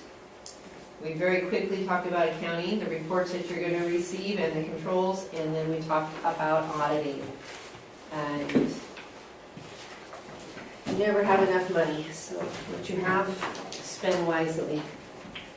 So we didn't talk about all of this stuff in here. We didn't really talk about tips to save money. I mean, that's a conversation for you guys to have with Steve, and when you're talking about the budgeting and when you're looking at your upcoming budget and you're looking at the expenditures that are in there, you can ask for how you're getting the best efficiencies and be sure that you're getting the best money. But this presentation wasn't really designed to talk about, you know, how can you like get kids to shut off light switches and they leave rooms so you're not spending a lot of money lighting dark, you know, empty rooms. I'm not sure about that one. We did talk about revenue sources and how they get to Silver Falls School District. Did we answer the question, this question for the, I don't remember who had it. Okay. Limitations on spending, basically you have to have money allocated or you can't spend it in that area when it comes to limitations. And then in Oregon, the district basically is given this big pot of money, this $13 million, more or less for you guys. You're given this it wasn't 13 million, it was that That was a fictitious. sample district. That was a sample district, yeah. You're given $13 million and then you build your expenditures and you spend it how you see fit. In Idaho, they line item just about every piece of the budget that comes to a district. They'll give you, it's crazy, I know, because I worked over there for 3 years. And they will give you so much money for textbooks, they'll give you so much money for technology, they'll give you so much money for utilities. And they don't just give you a And if you have a surplus in one, not another, but you really need the other, you can't spend it? yeah, no. It's a really restrictive way that they fund schools in Idaho. I was just kind of really shocked at the difference. How they line item fund, they give you so much money for salaries, they don't have a state salary schedule, but they kind of do, because they have steps and lanes that they do for calculating on a state average that they'll pay so much money to a district for salaries. And if you negotiate more than that, then it's on you to figure out in the local district how to pay more than the state's funding for that. So as far as limitations on spending, you can't spend it if you haven't allocated it. But basically, within reason, you can spend the money that comes to you how you see fit. You don't have to put it in all of those budget line items like Idaho, for example. So you can spend on your priorities. What was it in particular about this limitation on spending that, was it you, Todd, that brought that up, or who was it that brought that one up? You did. What was it in particular I just you're meant that thinking? some facility dollars can't be spent on general fund type of things like that. Yeah, so Or there, like the extra money we got from the state after we built the high school, you can't, that needs to go to facilities, you can't spend it on general funds. yeah, so if there's grant-specific money, you can only spend it in that grant area. And that's generally termed as restricted revenue, and most of our, well, pretty much all of our money in Fund 200, for example, has a specific purpose, Title 1, Title 2, IDEA. The money that Tim mentioned for facilities, we have a separate fund for Fund 420, state facility grant, I believe. So it's separated out and can only be spent for specific purposes. How bonds play into things is basically the kind of the same thing as restricted money. You can only use bond money on bond-identified projects. It does not go into calculating your general fund. Theoretically, it shouldn't go into the dollar amount per student, like the $8,000 per student. That one chart that we looked at, if you had a $45 million bond going on in the district right now, you wouldn't add that into your general fund and calculate by per student. There are 20 districts in the state that have local option levies, Mhm. however, and you would add that in. So Corvallis had an extra $1.50 per thousand that wasn't wrapped into the state school fund pot. It was a separate piece of taxation on the local district that came directly to the district and was added in for general operating So it's purposes. you say it goes right to general fund, it's non-specified then? Well, you would have a plan for how you'd like to spend that, but it does go through the general fund, but it's a separate levy. But that's kind of falling out of favor with tax compression because you don't get the bang for the buck. Is that how the Berlin funds are art? They have a local option, No, right? it's Yeah. art. Yeah. Who is it, Portland? Portland. There's about 20 districts in the state that have a local option levy. Lake Oswego does. Yeah, Steve, when you were saying how that it's fallen out of favor because of, Tax compression. how does that, explain that a little bit? Has to do with the difference between the real market value and the assessed value on the properties, and there's the limits. It's tied within that $5 limit, I believe. But cities and counties kind of get. It's a very complex formula. I have a PowerPoint on it that someone put together. I thought was very useful. I could share. Have to get my hands on it, but it's But I mean, are you saying that if it gets used for schools, then they can't, it kind of gets to the limits to where they can't put it on fire districts and other districts? Other local governments can get in the way of what you're able to take in. Right, Yeah. so you can't, if you can't just, Yeah, there's only so much you can tax Yes. percentage-wise, yes. and that's why it's, okay. If I- Tom, I think that term compression though comes from the difference between the Real market- real market value and assessed value. and the assessed value. And so if the real market value, as the last few years has been, somewhat restricted, that's compressed, so that the gap between the real versus the market value is compressed. Now, with the market value going up, my sense is, and I can't say this with certainty, but my sense is some of that compression is relaxing a little bit on school districts simply because, but I don't know what the county would say about that, because it all has to do with that real market value versus the assessed The value. assessed value then can go up once you got a little bit more of a cushion. Correct, and then you're able to ask your voters, are you willing to provide a local option specific to that restricted? Yes, that difference. And your taxpayers would have to say yes, and it would increase your assessed rate per thousand. Just like to understand that a little bit better. Yeah. And then when it comes down to sped expenditures, it's really complicated, so if you want to break down detail of what your special education expenditures are, you can certainly look in your current budget that you just adopted and see what was anticipated for your special education expenditures, and if you have any questions on those, certainly direct those to Andy and Steve. So special education expenditures are very closely monitored by the state and the federal government. There's a couple of different tests. The one most people heard is called maintenance of effort. So special education expenditures, most of them fall within one function, 1250, but there's a few different functions that can be involved. So there's a special area code dedicated to special education expenditures, area code 320. And at the end of the year, after your audit is complete, the state hires an independent accounting firm to test every school district to compare what they spend on special education expenditures, all funds, so general fund, IDEA, services you receive through the ESD directly to your district for special ed, and they compare the current year to the previous year. And maintenance of effort says you have to spend at least as much or more on your special education student population than you did the year before, or else you fail maintenance of effort and you put your federal awards at risk. So there's also a test for the IDEA, Individuals with Disability Education Act grant that we receive through ODE from the federal government that says there's a test that's called excess cost. So you have to prove that you spend at least as much on, with your general fund dollars, on special education students per student as you did special ed versus your general ed population before you can use your IDEA fund. So those are two very specific tests that have to be run every year, and you could put your federal dollars at risk if you don't pass those tests. So that's this one. Those are the photo credits, and we're legal with copyright. And that's school funding 101, and you've been sitting for a long time.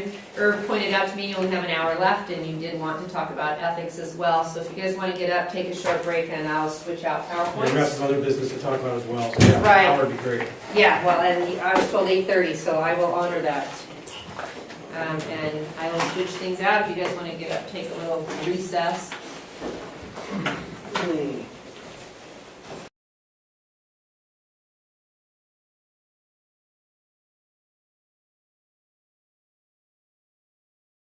Ethics, which you guys asked me to talk about. It's knowing what you have a right to do and then knowing what to do is right. And there's a lot of gray area. Sometimes in ethics we're not sure. So basically what we want to do is keep you as far away from this red line as possible. So that's kind of what this is demonstrating for you. And Tim, I didn't put your nameplate there.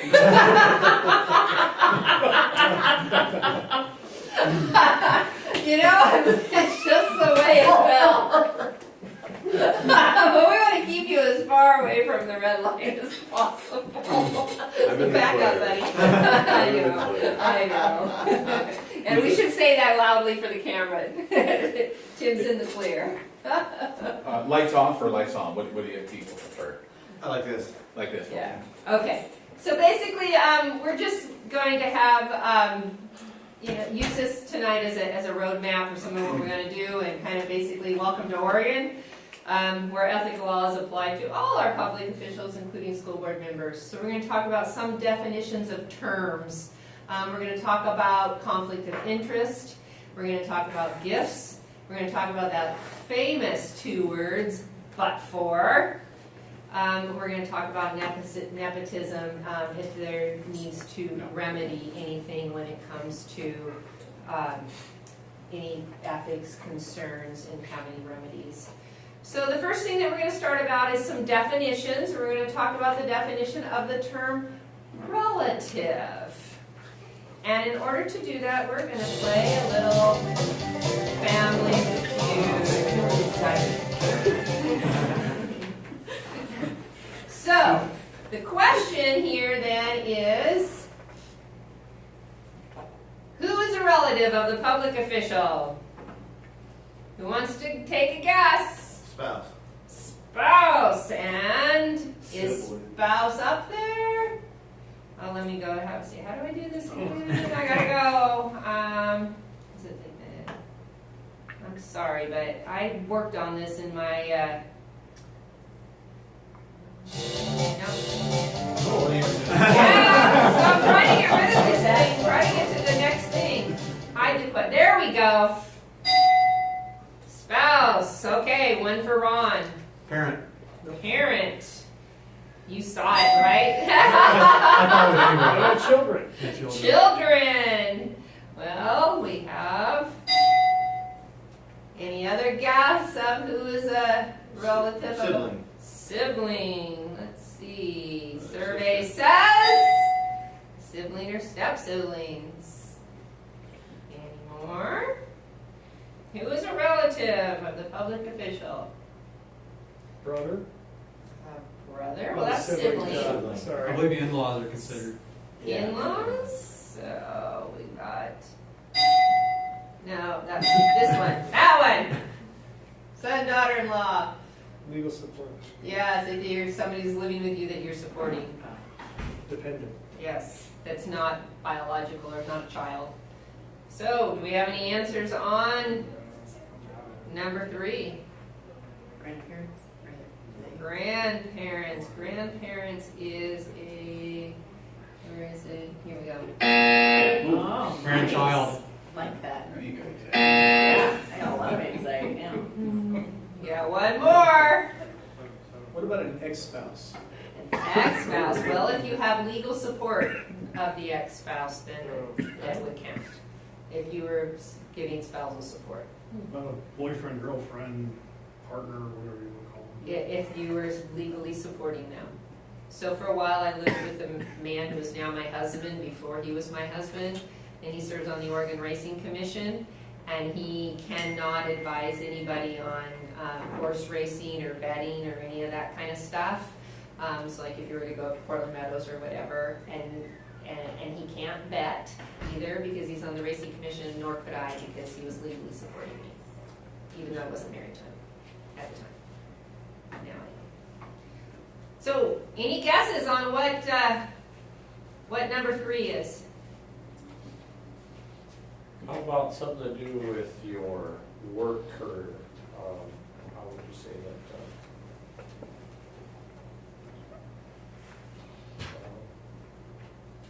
I don't know, find it.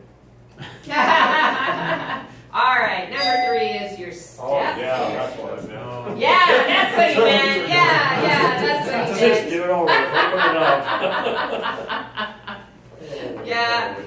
Yeah, so there they are. There's your answers, even though the other one has legal there. So when we're talking about the public official, what about the spouse of the public official? So are all of you married? Anybody not married? You're not. So you don't have do you have an ex that you're legally supporting? Nope.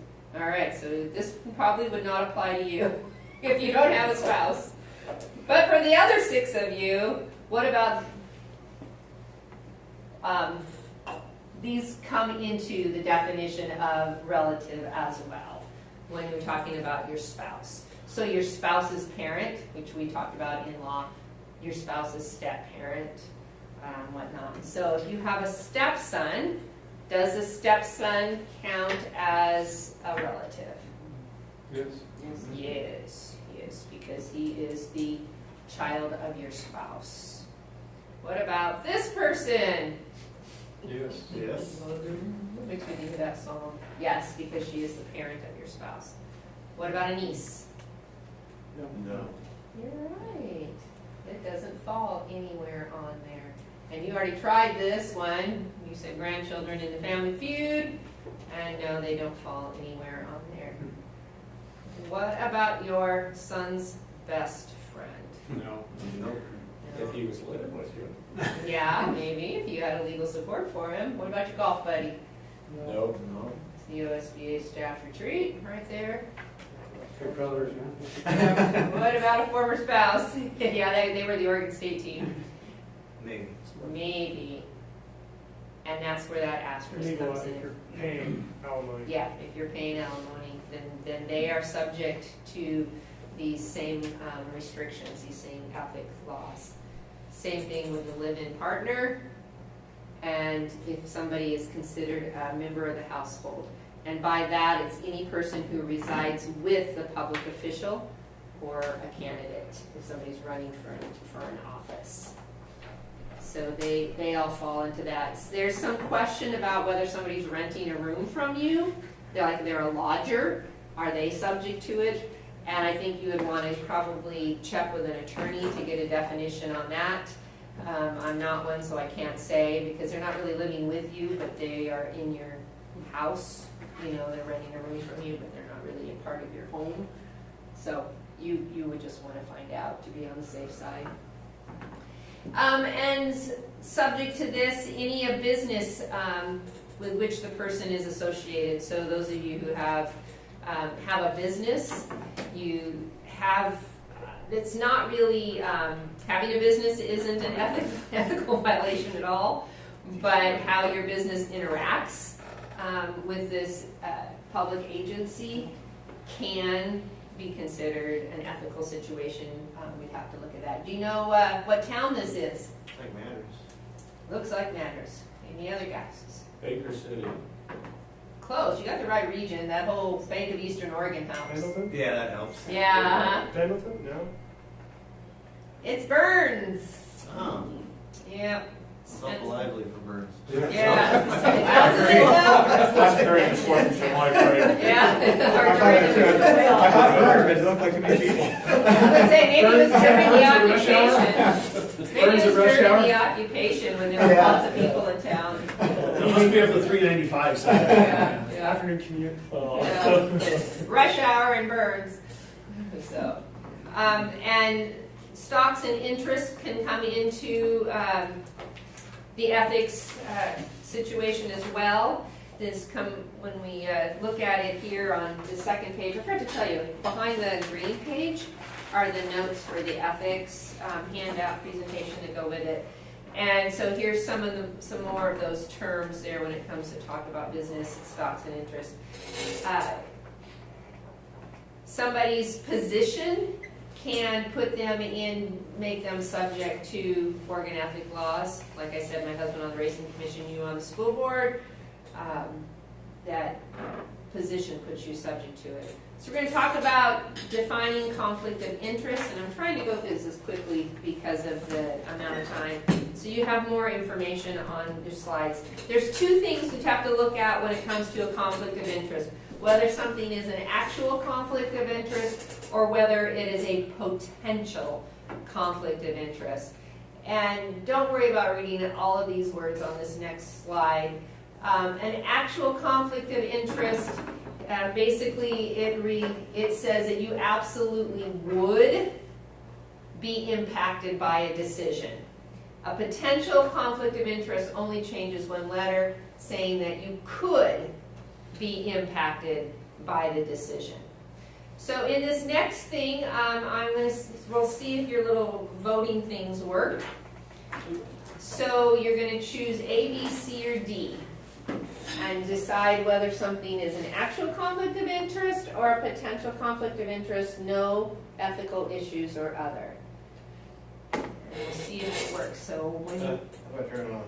I don't know, just try pushing the letter that you want. Just try pushing A, B, C, or D, and let me see if I get any responses registered here. You're pushing it, nothing's, yeah, I got one response from somebody. You hit the number, then hit enter. Okay, or A, B, C, or D. One of these. Oh, you do the number and then enter? Yeah, number one is A, number two is B. Okay. So I have 2 responses now, 3, 4. So they're working, 5.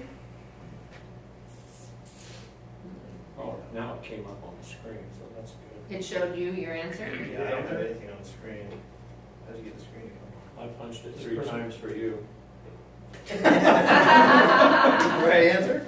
Theoretically, once you push it, it's not supposed Yeah, I to. got no working. It's not supposed to. So let me try it on mine, see if it worked. Yeah. That's what it is. You gotta push that and then enter. So push like 1, 2, 1. 3, or 4 and Yeah, then and then enter. just push enter. Oh, okay, it showed up on my screen. Okay. Yeah, so- I'm doing that and then I got nothing here. Here, try this one then, except for I answered for you already. Sorry. I didn't press Oh, enter no more though. one. I didn't press enter, so you can change Okay. the answer if you don't want it, if you don't No, want it. Tom's is not. Okay, Working now. okay, I gave him one that works now. Okay. Okay, so here's what you guys said. So it looks like you're kind of split on actual or potential. So who wants to tell why they voted which way? And then somebody wasn't sure, we Oh, won't ask. I didn't even vote for what I was supposed to. Okay, I said potential, Okay. because it's not an actual occurrence, like, I mean, there's not always saying that people would camp out potentially, but it could be if we know a large influx of people are gonna come because of the music festival. deal. They could potentially benefit because they own the campground and could gain. He's a secondary Yeah, beneficiary, yeah. potentially. So there's a potential. How did the people who chose actual see this? Not sure? Don't wanna own up? No, like I said, I wasn't voting, I was just trying to get the machine to work, so I might have voted 3 times for A. Just to So get let's it go to right. the next one. Yeah, so basically, this would be considered a potential, and for the reason that we just heard. It's potential because there's a possibility that the board member that owns the campground could get a lot of people coming in paying to camp there if they hold this music festival. But it's not a for sure, so it's not a. Right, so it's not, they would not absolutely benefit, like if they were, like a contractor bidding on this job that you just had, you know, and then that would be an actual conflict of interest. If one of you as a board member submitted a bid for your company, then that would be an actual. So do they announce their So- potential and then vote, Yep. or do they abstain from the So, vote? no, you or- declare that it's a potential conflict of interest, and you can participate in discussion, and you can vote. You just have to declare that it's a potential. So, it's possible that people may come and camp at my campground if we approve this music festival, so I'm declaring that it's a potential conflict of interest, and I'm putting that into the record. And then we're having the conversation about whether we want to approve the use of this property for this weekend music festival. And I can participate in the discussion and I can vote. It's totally legal because people may not camp in my campground. Or my campground might have already been full before we ever decided about this music festival because it's so popular and I've got a waiting list of people that are trying to get in. So it might not impact me at all. But then everything that I just said was recorded in the minutes, that it was declared potential in my discussion and how I voted. Okay, let's try this one. Let's see how this one works. What kind of music festival is it? They might be dropping some acid, I don't know. I didn't write these, Spencer did, I'm gonna give Spencer all the credit. I have 6 responses so far, I have 9. Is everybody seeing a thing come up on their thing now? How do I change it? I still got the last, how do I clear the? Just put in what one you want again and then press enter. And then it goes away. No, got 23. You're pressing 1, 2, 3, or 4? How about clear? I pressed 3. Try Okay. clear. First, oh, there it is. Try clear. Clear, enter. The number and the clear, the number and. We need some first graders here. Yeah, really. Let's just Got listen. Okay, I got 9 responses now. over here. Very good, very good. Okay. He's going to do it. Who says potential? Yeah. So, I would have to agree with the no ethical issue here. I mean, if somebody does die at the music festival, if it happens, it may not even come to your funeral home. You may want it to go back to where they are from. But yeah, there really is no ethical issue there in that one. How about this one?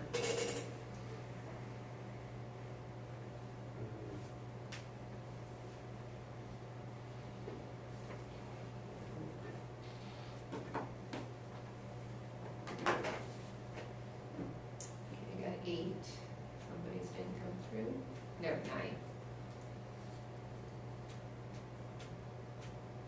So, who chose the potential? What did you see as a potential one rather than? I guess that was me. It's, you know, it's a potential. My daughter owns a company. Just letting everybody know. Ah, okay. You know, no different than my wife works for the school district and I get a vote on her raises. It's a potential. There is. So the state would actually see this as an actual conflict of interest because your daughter would stand to benefit if the board pass it on. So we'll look at the question again. But You're what about deciding who to What about use. Tom's example, his wife, That's a different and one. and We're frankly, gonna my talk daughter about as it. well. We're gonna talk about that. It's a different, Yeah, we're on it's a different situation. Okay. It's a different situation than somebody who is in a class of individuals, like in the group of teachers or in the group of I classified. get it, yes. Then you're voting for a whole class of a whole group, not just for the I see. one. Yeah. And here She's your not. your Right. daughter, One, yes. your daughter would get that bid. I mean, if you so say tonight this company that you Right. passed, you accepted the bid for this work that you did tonight with Stafford Construction from Canby, say that was your one of you, that was your daughter's company, that she owns Stafford Construction, so you would have to treat it as an actual conflict of interest. And then what would you? And what would you do? Abstain. So you would declare, I have an actual conflict of interest here because this Stafford Construction, I know it's not, I'm just using it as an example, is my daughter's company. So I am declaring an actual conflict of interest. You cannot participate in any of the conversation that you had tonight, so you would have had to, whoever you were, you would have had to sit quiet during all of that conversation, and then you could not vote. And so that's how that works. And then if the rest of the board decides to award that contract to your daughter's company, well then great, everything is all above board. And if they don't approve the contract, well then they'll have to go out for a bid again. But, and then everything that you do is recorded in the minutes. So there's always that record. So if anybody questions it, so if the rest of the board did approve your daughter's company and somebody questions it and says, well, Erin, isn't that your daughter's company? And you can say, yes, it is. I declared the conflict of interest. I didn't vote. I didn't discuss it. I didn't vote. And the rest of the board passed it. You can see that in the minutes. And then there wouldn't be any question. So what about this one?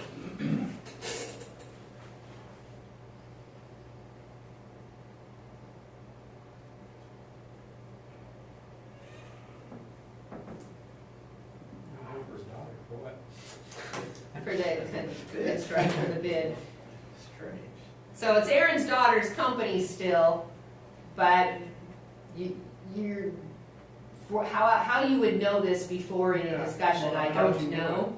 I don't know how you would know this before any discussion, because Spencer threw this in You there, would have already but, pulled yourself out before it got to this point. yeah, probably. This is, we won't worry about this one. Well, on occasion, though, as Or in tonight, there are see if we know recommendations about that it. come from me, as in the case of the Stafford Yeah, contractor, so the board would have had advance notice in some cases okay. prior to discussion or before motions. Okay. I'll have to go back and ask Spencer about that one, but you're right, whoever it was, the two people that voted, you're right, it would still be an actual conflict of interest. And you should still declare it even if you don't plan to accept her bid. So this is that class exception that we were talking about, that if you have a relative that you're making a decision about. So basically, it's any action which would affect everybody the same that's in that class, it's in that bargaining unit. Everybody gets treated the same, you're not just singling out your relative. So when you talk about that, you can, I'll just let you read it.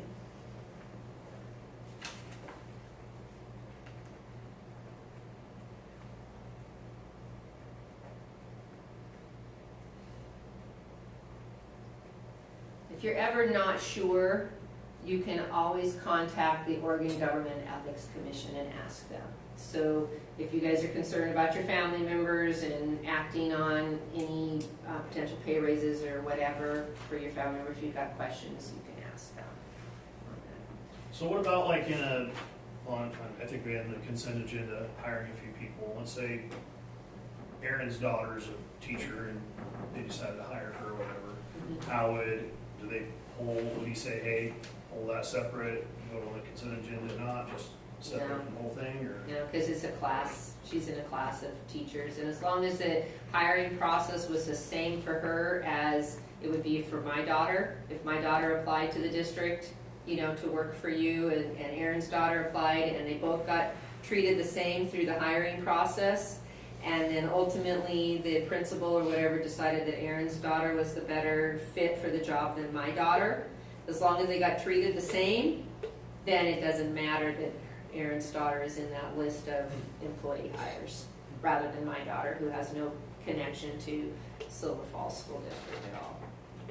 Yeah, if he's worried about it, he could always declare it as a potential conflict of interest if he's worried, but because of this class exception, or if you're not sure, you can always call the Government Ethics Commission. If you're ever worried, you can err on the side of caution and make a declaration. If you're ever worried about it, it's the safe way. That's what I typically do. With your voting, yeah. Yeah. But you don't have to when it's a class, when you're voting on a whole group, to do something. That's what potential.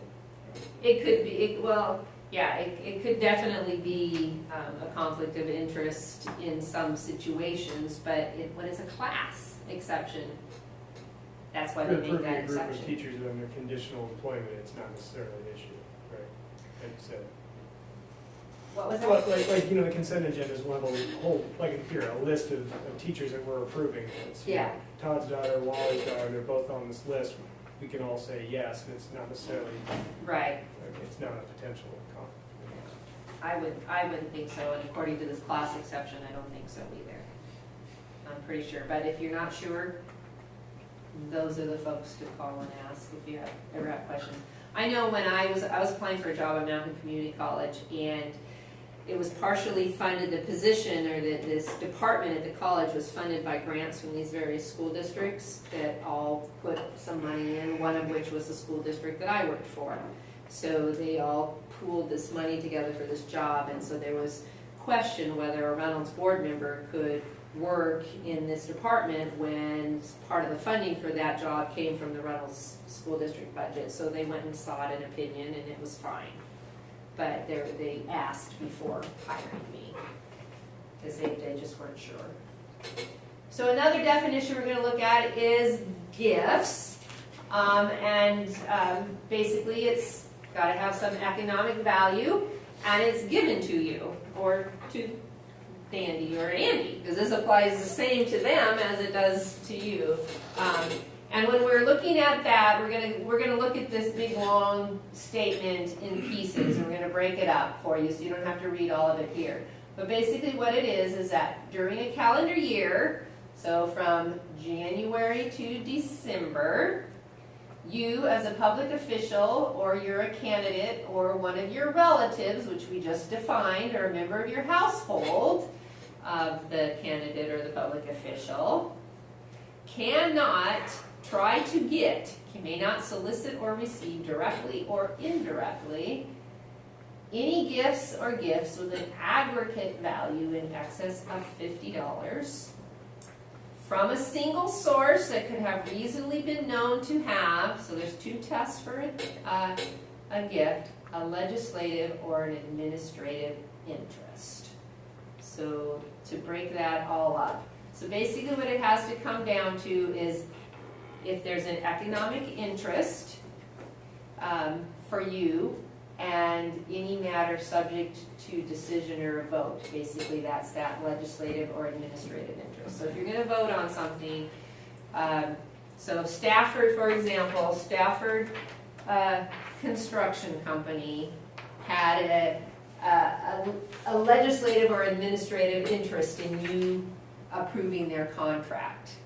So because they wanted you to approve their contract, they cannot give you a gift in aggregate of over $50 in any calendar year because it could be seen as trying to buy your vote.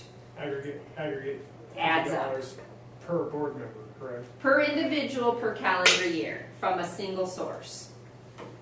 So to go back to this slide, you can get gifts from different people, but they can't add up to more than $50 for each source. Each individual source is $50. Yes, Okay. in a calendar year. Not Not all of the sources added together, yeah. But they also have to have a legislative or administrative interest. So there's two tests on whether something is considered a gift. Economic interest and whether it's going to be subject. So here's that whole long thing again. So basically what you want to concentrate on is here. Whether the gift is worth more than $50 and whether that person giving it to you has an interest in how you are going to vote or act at the board table. So, or in your job, because this is subject to all public officials, so this is like subject to all your teachers and everything are subject to all these same laws. So people giving teachers gifts as well. So what about this? What do you think? Is that a gift? It's not a $50 burrito, is it? Yeah. Yeah, right. That's kosher. It's kosher? Maybe. It might be a kosher burrito. Well, depends on how it was made. And it goes to all teachers across the country. Yeah. There you go. Mhm. Yeah. So it's not just one group of teachers or one teacher per se. But all teachers, Yeah. all teachers are subject to ethics laws, though. I mean, if this was more than $50, then yes, it would be considered a gift from Mexican Grill up there, whoever that is, Qdoba or whoever. There are some gift exceptions, and I have some of those for you. So Our gifts. I brought gifts. Don't cross the line. Take this down. It's hard to work with. So who would like a gift from Grandma? Actually, want it back at me in. I'll take it. You take it. So there's a gift exception. Open it up. What did you What get? did I get? What did you get from Grandma? Underwear, slippers. Scarf. A scarf. Yes. See, keep you warm. Fit for me. So, a gift from a relative or a member of the household or public official is not a gift. Have another gift. Who wants this one? How about Ron? Yeah. There's another gift for you. What did you get, Ron? I got a plaque. That's Renee's name on it. Would like explaining that to the wife. Now, I don't have the plaque. I have the plaque. There's a difference. So when you get an unsolicited token or award of appreciation, it is not considered a gift. Yeah, yeah. So, have another one. Who wants this one? All right, Todd. There you go. What'd you get, Todd? Gold bar. I got food. Yeah, all right. I got food. Some soda, chips, so on and so forth. So basically, Todd got lunch. And when you're, as a public official, having a meal that's provided, like tonight or at the OSBA convention, a reception or whatnot is there, that is not considered a gift when it's a part of the function. And that you're there for reason to So when you're traveling, you can have your reasonable food and lodging reimbursed when you're traveling. And you can go to receptions that are a part of an event. And all of that food that you would consume is not considered a gift to you, even though you're not taking your wallet out and buying it. One day when I was a Reynolds board member, I decided to shadow one of the Multnomah County commissioners just for a day, because I just wanted to see, you know, what do you do all day long, you know, as a county commissioner. I wasn't thinking of running to be one. I was just curious. And so superintendent arranged it for me. We got it all set up, and I went down there, and she had a luncheon meeting on the calendar, and I'm like, how do I pay for this? You know, because it was a big thing. And she helped me with that, but, you know, I shouldn't have gotten it for free, because I wasn't there in any official capacity, you know, with my job. I was just job shadowing her. So I have a couple more. Let's see. Aaron. Sorry, I'm going to skip the chairman. I don't have any more gifts. I'll So, stay away from the line. yeah. So what did you? Taylor Swift. All right. But how much is that worth? $44.50. Oh. What'd you get, Tim? Oregon State baseball ticket. That's worse. You better trade her. So when it comes to entertainment, if it's a part of the main purpose of the other event, so like when you have the OSBA convention, we bring in student entertainment, but if we brought in Taylor Swift, for example, it would not be considered a gift for the entertainment. Or if you were at an event for the purpose of a ceremonial purpose, so that somebody asked you to come and throw out the opening pitch at the Oregon State baseball game, you didn't need a ticket, you could still get in and throw the opening pitch. If you were there for the reason, for an official capacity of that. But these obviously don't meet the $50 threshold. So you would be fine if somebody wanted to give you that. Now, if Stafford Construction gave each of you a $40 ticket because of the 2 tests on a gift, it wouldn't pass because it didn't pass. You have to pass both tests, so it'd be under $50. So would it? So a normal person in the public that doesn't have a specific interest within the board doesn't qualify into the interest category. So Right. say a community member says, hey, let's meet for coffee, I want to talk to you about some stuff. They said, you talk about it, talk about what you have. At the end, they go, hey, let me buy your coffee for you. That's okay because there's no Well, interest. it's under $50. Yeah, it's a $5 And it's- cup of coffee. Yeah. And if they're just sharing with you, hey, we want you to teach the violin to every kid, we think that's a really great thing to do, and they just want to catch your ear. Theoretically, if they have ideas for the school district, they would come and present them here at your board meeting and let the whole board hear what their ideas are, rather than seeking you out individually. But So I get that, you know, if, let's say yesterday Stafford Construction paid for a round of golf with me, we're over $50, obviously we have a conflict. that's a conflict of, yeah. Now, if somebody else did, now let's say somebody said, hey, I'd like to talk to you about bringing the music program back, or whatever else it is, and page flyer on their golf. Well, there's no economic benefit to them bringing the music, or to you economically bringing the music program back. They have a legislative interest in, perhaps you have an ability to make a decision about the music program. So I think I don't work for the Ethics Commission, but I think that might be considered a gift by somebody if because a round of golf in most places is over $50. And so it depends on where you went, but it's over $50, and they're wanting you to behave in a certain way, and they're singling you out because you're on the school board. It's not like two buddies going out to golf and they say, hey, I'll get this round, you get the next one. So I think in that instance, some people might interpret that as a gift. Yeah, because you're going to be able to make a decision.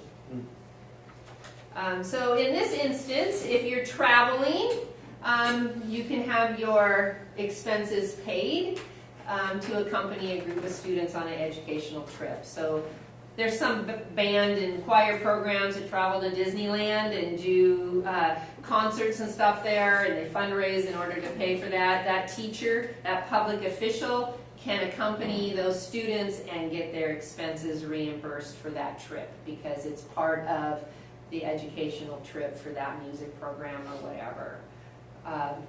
So that is allowed. So that was on page 5 as far as talking about the gifts. And it continues on to pages 6 and 7 is all of that. There's this concept called prohibited use, which basically this is where we're going to look for two little words, but for, which kind of gets back to your example, Todd, on the golfing. He wouldn't be buying your round of golf but for you being a school board member. So then you cannot use your position to obtain a financial gain, which means I'm not paying the money out for the round of golf. I don't have to pay that $65. Joe's going to pay it for me. You've just had a financial gain, or you've avoided a financial detriment, depending on how you want to look at it, because you avoided having to pay the $65 out. And it's just because of the holding the official office. So there's that, what we call prohibited gain.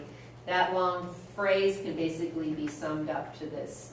You can't use a position to get something you wouldn't get without your position.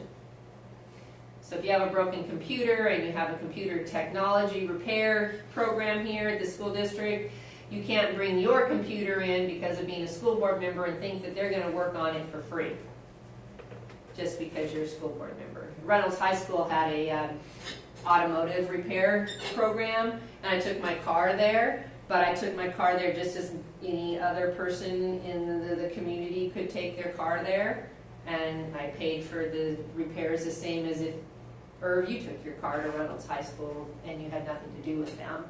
But I couldn't take my car there and think that they would work on it for free because I'm a school board member.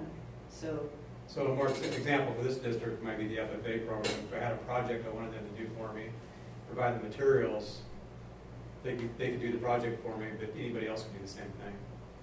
Well, if they provide projects as a matter of their course, however they do that, like if they could come and provide a project for me and I would pay for that project, you would pay the same as if I would pay for that. So some examples that Spencer has in there, so say you want to use the gymnasium during the weekend as a public official, you would be subject to the same use of facilities as anybody else would be, whatever those rules are that you have in place. What about using the district van? Can you use the district van? I wouldn't want to. Not unless you let the general public use the district van.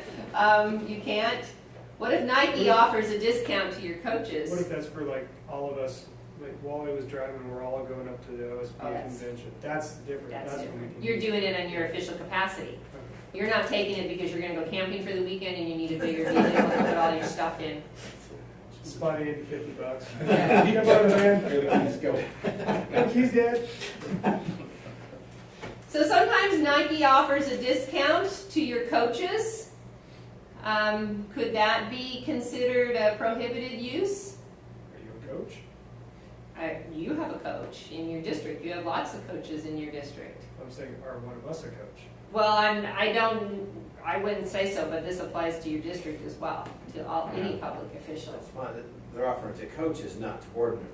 Right, the coaches are also subject to your ethics laws. Are they allowed to use it? As long as all the coaches get it, should be fine. Now, they're only getting it because they're coaches. That's a prohibited use. It goes back to the position. But Nike does that all the time. They supply it to the teams and. Yeah, if they supply it to the team, to the school district, that's a different thing than giving something to the coach and trying to entice the coach to. Oh, okay, that's what I was perceiving, they do it to they give it to the whole team, the whole program, not just this To this coach. coach. Okay, got it. Right. So at times like that, does the employee have a responsibility then to stay under that $50 Yeah. threshold? Mhm. Dick's Sporting Goods does something similar. Actually, they offer to all teachers. Yeah. So I would assume that would be something similar. You've got to stay under that $50. Well, there's two. Do they have a legislative or administrative interest? When it comes to gifts, there's the 2 test threshold, but then there's also the but for. I wouldn't get this but for being a teacher. So it's tricky. So they would have People want to stay give with stuff. So if they offer big discounts to the coach and the whole, and the team, so I'm trying to figure out where this line, I'm still confused where this line is. It's one of those gray areas, and again, the Nike contacted a coach. You might want to advise them to check your policies and have somebody check the ethics commission and make sure that it's okay, just to be on the safe side. So if the football team bought Nike, or we had Nike uniforms or whatever, and they say, okay, we gonna give the coaches or whatever, everybody 10% off at Nike, so they've benefited by having their logos on, that everybody's gonna see at all the football games. If it stays in, how does that work? Well, Nike can advertise on your, you buy their uniforms, it's gonna have a swoosh on it somewhere, and people are gonna notice Nike. And so, yeah, they might want to entice you to buy their product over Adidas, for example, which has the 3. And they may offer team and Things. student discounts, but that's offered to a whole class too. Yeah. With more to the kids and to the team and purchasing rather than like enticing the coach. This is more along the lines of trying to entice an individual to select Nike over Adidas or Riddle or whoever else, Sports Authority or And so Under when- Armour or whatever. So when Andy mentioned Dick's or whatever, so is it, let's say somebody wanted to buy a kayak for $200, that's over the $50, or is it the financial gain? So if the coupon was 25% off or whatever, if that 25% off is over $50? It could be considered a gift, Okay, yeah. which way they looked at that. It depends on how they look at it. It's that but-for clause. But for being in that position, you wouldn't have gotten that discount. It's not offered to the general public. If it was just a coupon, anybody could walk in and get 20% off, and that's no problem. Go ahead. But if they are going to be making decisions, those legislative interests, and making decisions and buying more from them, and they're enticing them in, then it could be considered a gift. That's why it's really complicated and there's so much written down in this section. It goes from page 5, 6 to 7 in your handouts on gifts. So we're still talking about some definitions, and I'm supposed to be done at 8:30 and it's 8:26. So basically nepotism, you know what that is, that's giving your family favoritism over somebody else. So when it comes to family members, these are the things you can do, and these are the things that you cannot do. And as far as approving a hire, the district is employing them and you're just approving the hire. So when you look at this thing here, your relatives can work for the school district. When it comes to people who are actual employees of the district rather than you, the board members, but like Andy. If Andy's wife worked inside the district, he can't have direct supervision of his wife in this, so you cannot directly supervise somebody. So if there are any violations, basically we want to erase those. We want to try and remedy them before they ever happen, is what we're trying to do. But if you do happen to violate the ethics laws, there is some enforcement that can take place if you're found guilty for violating the ethics laws. Again, that would be the Oregon Government Ethics Commission, as you know so well. How that works, it's generally somebody alerts them to this by complaining, calling, emailing, sending a letter. I don't know exactly the process, but they contact the Government Ethics Commission and they lodge a complaint. It's usually how they find out. In my case, when I had to sit in front of the Ethics Commission, it was from a newspaper article. And the newspaper article was in the Oregonian and it was all over the whole entire state. And so that article alerted the Ethics Commission to question whether or not I had violated any of the Oregon ethics laws back in 2002, I believe it was. And so anyway, I had to sit in front of the Ethics Commission and they decided not to investigate and they dropped it. But if I was found guilty, if they had investigated and found me guilty, but they never investigated, they decided to drop it, the penalty that could have come to me could have been a letter of reprimand, could have gone into my official record. I could have been fined $5,000 or 2 times what I had financially gained. So if I had done that $65 round of golf and somebody thought that I had violated that and they made a complaint to the Ethics Commission and the Ethics Commission investigated and they looked at that and they investigated it and they decided, yep, you shouldn't have taken that $65, we're going to fine you $5,000. Or they could have fined me $130 because it would have been 2 times the financial gain of a $65 round of. The biggest thing to really be concerned about is the public opinion, the court of public opinion. It's usually more harsh of a penalty than the Ethics Commission ever could be. So here's another vote. What do you think about this one? Or we can skip these if you want because we're pretty much out of time. So did you guys want to vote with your little response things, or do you just want to go through? Or just want to say, we got it? Just go through them. Just go through them. Okay, so this goes back to that but-for clause. So it could be the C, prohibited use. You should probably pay the $10 because the only reason you're getting your lunch free is but for that. Now, it does come under the $50 rule, but if you go 6 months, it's going to add up to $60, and then you're going to have violated the $50 gift rule. So, prohibited use violation on that one. Oh, somebody voted. Sorry. I didn't realize that. Somebody voted. No violation. That was me. If you went one time, probably right, no violation. But it would be a prohibited use. So she bought some uniforms on her personal credit card. She submitted the appropriate documents and was reimbursed. The exact spout, is there A, B, C, D? What do you think? No violation? There's a potential. Yep, there's a potential financial gain because of the awards. Or she You're could have right. bought it from a relative. Yep. Double points. This one basically has to do with hiring.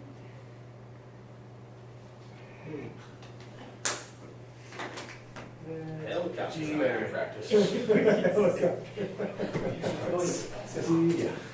Yeah. It's a prohibited use violation.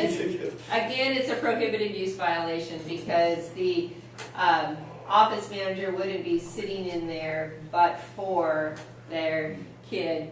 And the nepotism wouldn't come into play because the office manager wouldn't be supervising a teacher. But it would be the prohibited use on it, so. What about this one?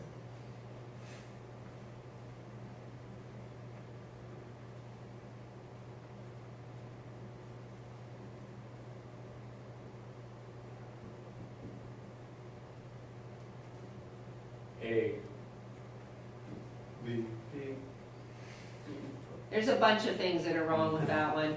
There's a whole bunch wrong with that one. Now, it's fine for the band director to go, but then getting the spouse paid for, then it violates the gift, it violates, he's not making, it's not a conflict of interest in the sense of he's not making any decisions on voting on anything, but it sure exceeds the gift amount because it's over $50, and it's that prohibited use thing, because a relative is subject to it as well.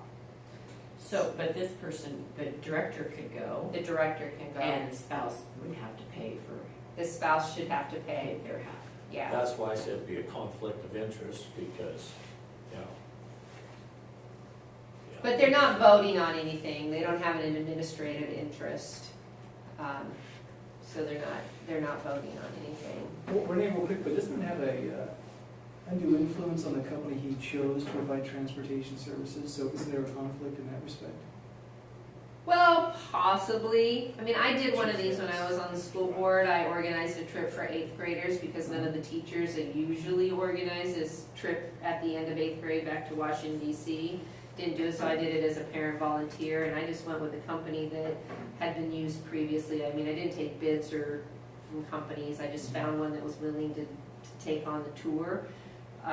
And all the parents paid the money themselves. I got to go for free, I had to pay for my daughter, but all of the other parents that paid for their kids. Sure. No, this I is organized specifically it. as far as, if the spouse. It's the pays. spouse. Yeah, now, It's the if my- spouse that makes it a problem. Yeah, if my spouse would have come at the time For free. for free, that would have been a problem because he wasn't doing any work with this. And I didn't do it as a school board member though either. I was just doing it as a mom that was organizing the trip. You know. So anyway, so here are some resources that you can look at. Oregon Revised Statute 244. You can look at the Oregon Government Ethics Laws for public officials. You can get that from them. They have a 2015 supplement. Why they didn't just change their manual, I don't know. And this is how you can contact them. These are policies that you're going to want to look at that have to do B for the board and G for your staff. And if you have any questions, please call Spencer. Because he's a lawyer and I'm not.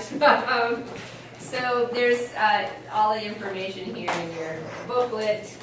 And again, I will just go through these slides so I'm legal. There are our photo credits, so we're not violating any copyright. All right, thanks, Renee.